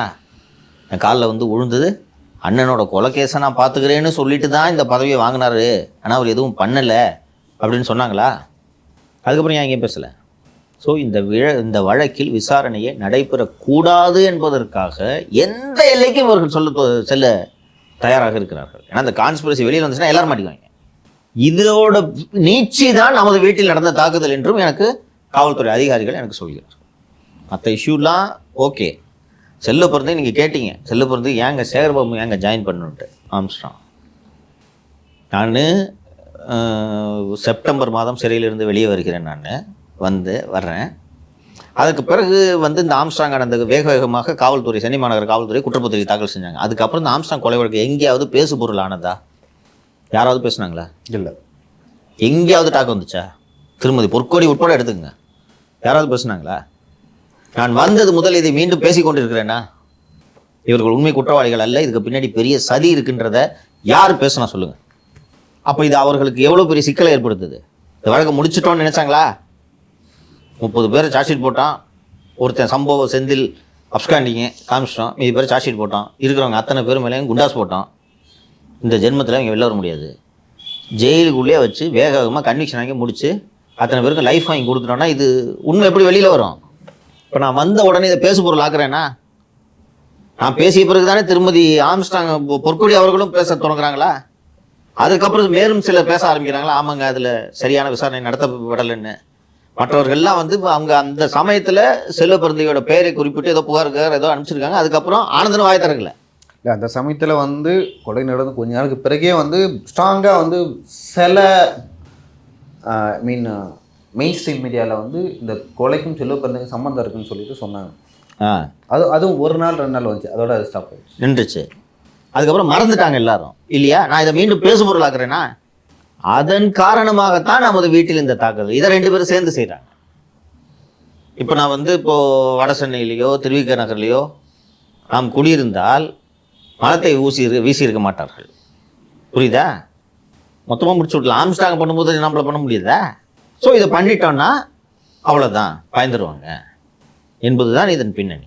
ஸோ இப்போ சேகர்பாபு ஒரு இவ்வளோ பெரிய கொலையை பண்ணிட்டு அதில் ஒரு யாரோ அதில் முக்கிய குற்றவாளிகளை விட்டு யாரோ சில குற்றவாளிகளை எல்லாம் வைத்து குற்றப்பத்திரிகை தாக்கல் செய்து வழக்கின் விசாரணை தொடங்கக்கூடிய அளவுக்கு இவர்களால் செய்ய முடியும் போது, ஒரு வீட்டில் போய் சாக்கடையும் மலத்தையும் கொட்டினவங்களை வந்து காப்பாற்றுறதுன்னு அவ்வளோ பெரிய கம்பசூத்திரமா? அவ்வளோ கஷ்டமா அது? அதற்கு தான் இந்த சிபிசிஐடி விசாரணை. இதை மக்கள் நாட்டில் காவல்துறை எப்படி இருக்குதுன்னு இன்னைக்கு தேசிய அளவில் நம்ம வீட்டில் நடந்த அந்த தாக்குதல் செய்தியாச்சு நீங்கள் பார்த்துருப்பீங்க. சட்டப்பேரவையில் பேசப்பட்டது 15 நிமிடம் பேசினார் திரு பழனிசாமி அவர்கள். இன்னைக்கு வரைக்கும் அரெஸ்ட் பண்ணல இல்லையோ? போராட்டம் மன்றத்தில் கலந்துட்டு இருக்காங்க. இதில் இந்த வாணிஷி விஜயகுமார் மட்டும் முன்ஜாமீன் கோரியிருக்கார், வேறு ஒருவரும் கோரவில்லை. ஸோ இந்த வழக்கில் வந்து இது வரைக்கும் முழுமையாக இதில் என்ன நடந்தது என்ற அந்த விவரங்கள் வந்து வெளியே வரவே இல்லை. ஸோ இந்த வழக்கில் நான் நீதிமன்றத்தை இப்போ யார் இந்த வழக்குக்காக சிபிஐ விசாரணை கோரி நீதிமன்றத்தை யாரும் அணுகுவார்களான்னு தெரியல. அவங்க திருமதி ஆம்ஸ்ட்ராங்கை மிரட்டப்பட்டுள்ளார் என்பது என்று எனக்கு உறுதியான தகவல். அதுவும் குறிப்பாக திரு சேகர்பாபு அவர்கள் ஆட்களை அனுப்பி மிரட்டல்னா கொன்றுவேன் உன்ன என்று அப்படி மிரட்டுவதல்ல. உங்கள் பணத்தையும் நீ எடுக்க முடியாது, லேண்டு திரும்பி வராது. இதோடு இந்த விஷயத்தை எங்கேயும் பேசக்கூடாது. அமைதியாக இருந்தீங்கன்னா பணத்தை வச்சுக்கிறதுக்கு அனுமதிக்கணும், இல்லைன்னா எதுவும் பண்ண முடியாது. ஏன்னா கட்சி கையில் எடுத்துட்டாங்க, ஆனந்தனை கையில் எடுத்துட்டாங்க. பிஎஸ்பி இனிமேல் இதை பற்றி வாய் திறக்காது. திருமதி ஆம்ஸ்ட்ராங் இருக்காங்களேங்க சார், அவங்களுடைய சொந்தக்காரர்கள் அவங்களும் வந்து அந்த பிஎஸ்பி கட்சியிலே தான் இருக்காங்க. ஸோ உறவுகளும் பிரிஞ்சுட்டதா தான் சொல்கிறாங்க. இந்த சிக்கல் இருக்குது. அந்த அம்மா எப்படியாவது கணவர் கொலைக்கு நீதி தேடணும். அவங்க சொல்கிறாங்க பாருங்கள், எங்களுக்கு இதுதான் மெயின். அண்ணன் கொலைக்கு வந்து ஒரு நீதி கிடைக்கணும் அப்படின்றதான் எங்களுக்கு மெயின். அதை சொல்லி தான் இதெல்லாம் நடந்துச்சு. இப்போ திருமதி ஆம்ஸ்ட்ராங் வந்து தனித்து விடப்பட்டிருக்காங்க. ஸோ அவங்களால மேல் நடவடிக்கைகள் இந்த மாதிரியான ஒரு சிக்கல் இருக்கும்போது, மிரட்டல்கள் இருக்கும்போது அவங்களால அடுத்த கட்ட என்ன பண்ண முடியும்? இதுல குற்றப்பத்திரிகை தாக்கல் செய்த பிறகு நீதிமன்றத்தை, உயர் நீதிமன்றத்தை அணுகுவதை தவிர வேறு வழியே கிடையாது. அதற்கு முழுமையான தரவுகளை எடுத்து கோர்ட்டை கன்வின்ஸ் பண்ணணும். இந்த இன்வெஸ்டிகேஷனில் ரியல் அக்யூஸ்ட் கிடையாது, இதை ரீஓப்பன் பண்ணணும் என்று கோர்ட்டை கன்வின்ஸ் பண்ணுறதுக்கு ப்ராப்பராக ரிசர்ச் பண்ணி பெட்டிஷன் ஃபைல் பண்ணணும். இது திருமதி பொற்கொடி அவர்களால் இதை எப்படி செய்ய முடியும்? இதை செய்கிறேன் என்று தானே வழக்கறிஞர் என்ற முறையில் திரு ஆனந்தன் அவர்கள் இதை நான் பார்த்துக்கிறேன்னு சொன்னோன்னே அவங்களும் சரி ஏதோ கூட இருக்காரு நம்பி நீங்களே தலைவராக இருங்கன்னு சொல்லிட்டு விட்டுட்டாங்க, முடிச்சிட்டாங்களே. இன்றைக்கி ஒரு திரு ஆனந்தன் அவர்கள் ஆம்ஸ்ட்ராங் கொலை வழக்கில் உண்மை இந்த செல்வ பிறந்தைக்கு ரோல் இருக்குன்னு அப்போ பேசினார்ல, இப்போ ஏன் பேசுறதில்ல? ஸோ இந்த வழக்கில் அடுத்து குறைந்தபட்சம் ஆட்சி மாற்றம் ஏற்பட்டாலாவது இதில் நிச்சயமாக ஒரு ஃபர்தர் இன்வெஸ்டிகேஷன் ஆர்டர் செய்யப்பட வேண்டும். இல்லைன்னா இதில் ரியல் குற்றவாளிகள், இதில் இங்கே இருக்கவங்கெல்லாம் டூல்ஸு. அம்புகள், சிறையில் இப்போது இருப்பவர்கள் அம்புகள். இவர்களை ஏவி விட்டவர்கள் வெளியே அதிகாரத்திலும் பதவியிலும் இருக்கிறார்கள். இதற்கு முழுமையான விசாரணை நடத்தப்பட வேண்டும். சார், விஜய் அவர்களை பற்றி நேற்று பேசணும். இருந்தாலும் அதிமுக கூட பேச்சுவார்த்தை நடத்தி கொண்டிருக்கிறாரு அப்படின்னு சொல்லிட்டு பேசணும். ஆனால் வந்து நான் தனியாக தான் நிற்பேன் அப்படின்னு ஒரு 2ஆம் ஆண்டு தொடக்க விழாவில் பேசினார். பேசிட்டு பூத் கமிட்டி வந்து மீட்டிங் நடக்கும், அதுக்கப்புறம் பூத் கமிட்டி மாநாடு நடக்கும்னு சொன்னார். அதன்படியே வந்து கோயம்புத்தூர் போய் அந்த பூத் கமிட்டி மீட்டிங் நடத்திருக்காரு. நேற்றே பேசினோம் ஒய் பாதுகாப்பு அப்படின்னு சொல்லிட்டு அதுக்கு ஏற்ற மாதிரியே வந்து ரசிகர் ஒரு மேலே ஏறி வந்து மேலே ஏறிட்டாரு. இப்போ ஆக்சுவலா அந்த காரோட ஸ்பெஷல் என்னன்னா, உள்ள இருந்தே வெளியே கொஞ்சம் அப்ல நிக்கலாம். விஜய் வந்து நல்லா தெரிவாரு. அதுக்கு எதிரில் இவர் நிக்கிறாரு, அவரோட ஃபேனு. ரொம்ப அது பார்க்குறதுக்கே ஷாக்கிங்காக இருக்குது. என்னங்க பண்ணி வச்சுருக்கீங்க, என்னங்கடா பண்ணுறீங்க அப்படின்ற மாதிரி. அடுத்து என்ன செய்ய நீங்கள் கூட்டணி பேச்சுவார்த்தை நடந்து கொண்டிருக்கிறது என்பது நம்புவதற்கு உங்களுக்கு கஷ்டமாகத்தான் இருக்கும். இன்னும் அவகாசம் இருக்கிறது. ரொம்ப சீக்கிரம் நீங்கள் நினைக்கிறது போல் அடுத்த ஆண்டு மார்ச் மாதம் தான் இதற்கான அறிவிப்பு வரும் என்றெல்லாம் நீங்கள் காத்திருக்க வேண்டியதில்லை. அதுவரை காத்திருப்பதற்கு பிஜேபியும் தயாராக இல்லை, அதிமுகவும் தயாராக இல்லை. ஏன்னா அவங்க விஜய் வரமாட்டேன்னு தெரிஞ்சுன்னா இப்போ அடுத்த டோர் மூடிடும், இறங்கி அவங்க வேலையை ஆரம்பித்து விடுவார்கள். ஸோ பேச்சுவார்த்தை நடந்துட்டு அதான் நான் சொன்னேன் இல்லை, நான் ஏற்கனவே சொன்னது போல் நம்பர்ஸ் தான் இப்போது. எந்த நம்பர் அப்படின்றது இவங்க ஒரு நம்பர் சொல்கிறாங்க, அவங்க ஒரு நம்பர் சொல்கிறாங்க. அதற்கு முன்பாக விஜயோடு ஏற்கனவே கூட்டணி அமைத்திருந்த ஒரு முக்கியமான கட்சியோடு கூட்டணி முறிந்து விட்டது. இது வரைக்கும் அவங்க எங்கேயும் யார் கூடயுமே சேர்ந்தா மாதிரி தெரியலையே சார் கூட்டணி அப்படின்னு. பிரதர் இன் ஆர்ம்ஸ் ஞாபகம் இல்லை, ஜன் சூரஜ் பீகார் சொன்னார் ஞாபகம் இருக்க. பிரசாந்த் கிஷோர் விஜயோட படங்கள் டப் செய்யப்பட்டு பீகாரில் ரொம்ப பாப்புலராக இருக்குது. விஜய் வந்தால் இங்கே பிரச்சாரத்துக்கு நான் பயன்படுத்திக் கொள்வேன்னு சொன்னார். அந்த பிரச்சாரத்துக்கெல்லாம் விஜய் செல்ல போவது இல்லை சார். அன்றைக்கி சொல்லும் போதே தெரிஞ்சு சார், எப்படி சார் பாசிபிள்? இல்லை, இன்னொரு விஷயத்த சொல்கிறேன். நான் வேலை செய்யறதுக்காக வரலன்னு சொல்லிட்டு சொல்லி கொண்டிருந்தார்கள் அல்லவா. ஆனால் விஜய்க்காக இதையும் நம்ம சேனலில் சொன்னோன்னு நினைக்கிறேன். விஜய்க்காக வேலை செய்வதற்கு கிண்டியில் ஒரு ஆஃபீஸ் போட்டிருந்தாரு.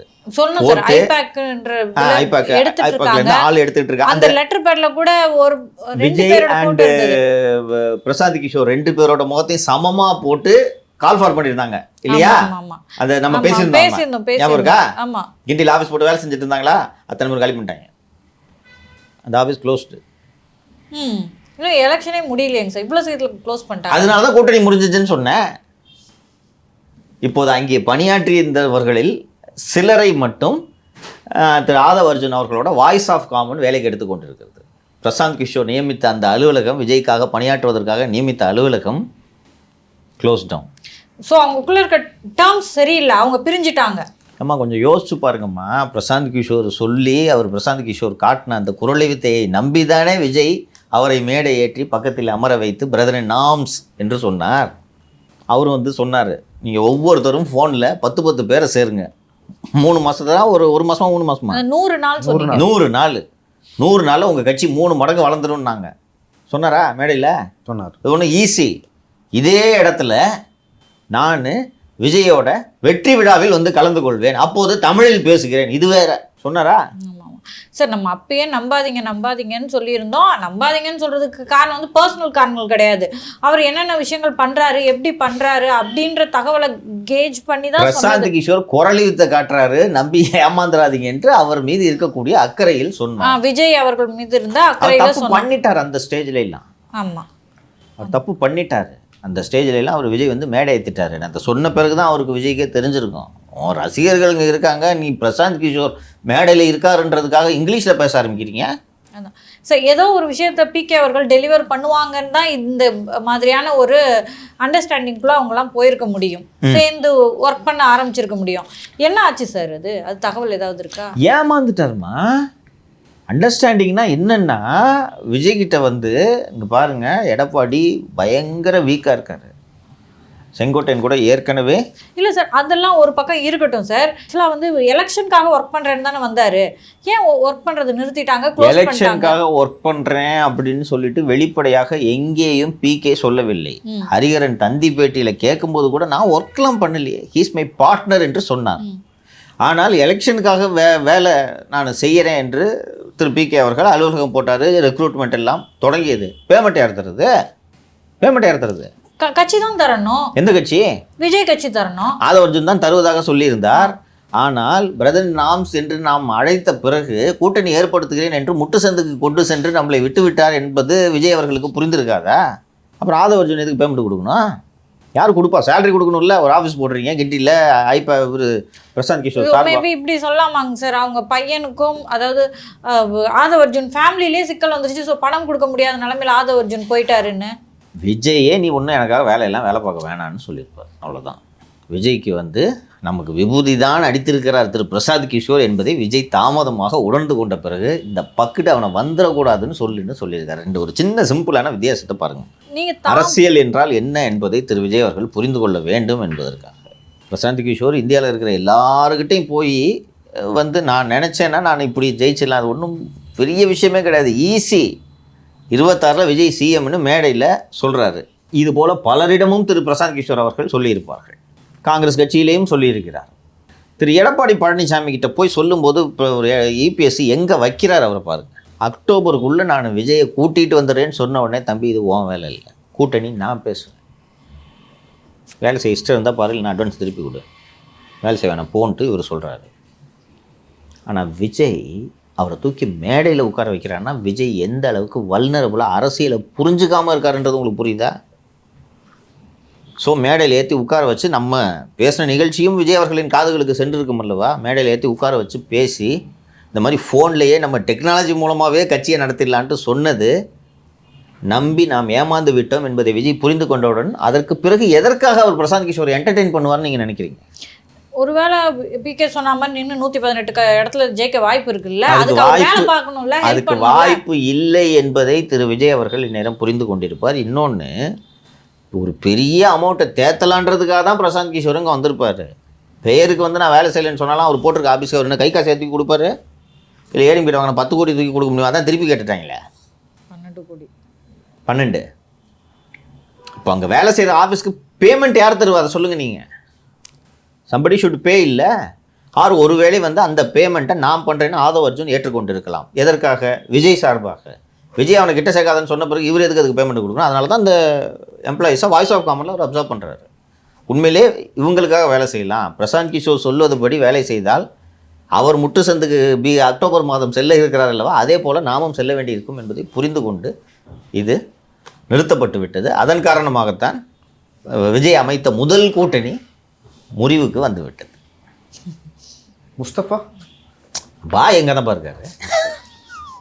அது ஒரு விஜய் அவர்கள் அதிமுக கூட்டணியில் இணைந்த பிறகு முஸ்தபா என்ன செய்கிறார் என்பதை தான் நாம் பொறுத்திருந்து பார்க்க வேண்டும். ஸோ இன்னைக்கு விஜய் அவர்கள் இந்த பூத் கமிட்டி நிகழ்ச்சியில் பேசுகிறாருல்ல, பேசி முடித்த பிறகு என்ன நடக்கிறது என்பதை வருங்காலங்களில் தெரிந்து விட போகிறது. இன்னும் எவ்வளோ நாள் இருக்க போகுது? ஸோ தொடர்ந்து நம்ம வந்து அரசியலை வந்து ரொம்ப கூர்ந்து கவனிச்சிட்ருக்கோன்ற அடிப்படையில் ஸோ என்னென்ன நடக்க வாய்ப்பு இருக்குது அப்படின்ற மாதிரி விவரங்களை நீங்கள் சொல்லிட்டு தான் இருந்தீங்க. ஸோ பிகே விஷயத்துலேயும் சரி, ஆதவ அர்ஜுன் விஷயத்துலையும் சரி, இப்போது தாவேக ஆதரவாளர்கள் வந்து கொஞ்சம் மனக்கசப்போடு இருக்க மாதிரி உணர முடியுது. அவங்க வந்து உண்மைன்னு ஒன்று இருக்கும்ல, அதை ஏற்றுக்க மறுக்கிறாங்களோ அப்படின்னு எனக்கு தோணுது.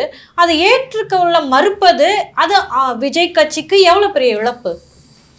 லுக் மாலதி, விஜயோட ரசிகர்கள், விஜயை பின்பற்றுபவர்கள் ஏற்றுக்கொள்ள வேண்டும் என்பதற்காக வந்து சார், அதாவது நம்ம சொல்றதை அவங்க ஏத்துக்கணும்னு சொல்லலை சார். இப்படிதான் ஒரு விஷயம் நடந்துட்டு இருக்குன்னு புரிஞ்சுக்கிறது மூலமா தானே அவங்க அரசியல்ல அவங்களோட காய் நகர்த்துதல் சரியா இருக்கும். அதை பத்தி நான் சொல்றேன். விஜயின் ரசிகர்கள் புரிந்து கொள்கிறார்களா இல்லையா என்பதெல்லாம் இப்போ ஒரு விஷயமே கிடையாது. ரசிகர்கள்னா விஜய் புரிந்து கொள்ள வேண்டும் என்பதுதான் இதில் முக்கியம். நீங்கள் விஜய் ரசிகர்கள் என்று சொல்வது தாவேக தொண்டர்களை சொல்கிறீர்கள் என்று நான் புரிந்து கொள்கிறேன். தாவேக தொண்டர்கள் புரிந்து கொள்கிறார்களா இல்லையா என்பதை விட திரு விஜய் அவர்கள் அரசியலை புரிந்து கொள்ள வேண்டும். விஜய் அவர்கள் அரசியலை சரியாக புரிந்து கொள்ளாததால் தான் திரு பிரசாந்த் கிஷோர் போன்ற லேகி வியாபாரியை நம்பி மேடையில் அமர வைத்தார் அப்படின்ற அவர் விமர்சனத்தை நம்ம வச்சோம். அதை இப்போது விஜய் அவர்கள் புரிந்து கொண்டார். ஸோ இந்த அரசியலில் நாம் நீடிக்க வேண்டும். 2029 தேர்தலிலும் நாம் தடம் பதிக்க வேண்டும். 2029 தேர்தலிலும் தடம் பதிக்க வேண்டும். 2031 முதல்வர் வேட்பாளராக போட்டியிடும் அளவுக்கு கட்சியை வளர்க்க வேண்டும் என்றால் 2026 சரியான முடிவை எடுக்க வேண்டும் என்பது விஜய் அவர்கள் புரிந்து கொள்ள வேண்டும். விஜய் அவர்கள் புரிந்து ஒரு முடிவை எடுத்துட்டாங்கன்னா நீங்கள் சொல்லக்கூடிய இந்த தாவேக தொண்டர்களோ அல்லது விஜய் ரசிகர்களோ அதெல்லாம் முடியாது. அவர் சொன்னாலும் சரி அந்த கூட்டணிக்கு நாங்கள் வாக்களிக்க மாட்டோம்னு சொல்லுவாங்களா? அவர்கள் அடிப்படையில் விஜய் ரசிகர்கள் இல்லையா? விஜய் என்ன சொன்னாலும் இன்னைக்கு சனிக்கிழமையா, இன்று திங்கட்கிழமை என்று விஜய் சொன்னால் ஆமாம் இன்று திங்கட்கிழமை தான், இன்று சனிக்கிழமை என்று சொல்வது அஜித் ரசிகர்கள் செய்யும் மோசடின்னு சொல்ல போகிறாங்க. அவ்வளோதானே, வேற என்ன? வேற எதுவும் சரி, அது போகும். This things are all happening என்ன. So it is too early, things will evolve slowly. சரிங்க சார், இது வரைக்கும் பல விஷயங்கள் குறித்து பேசலாம், நம்ம தொடர்ந்து பேசலாம். உங்கள் கருத்துக்கு மிக்க நன்றி. நன்றி.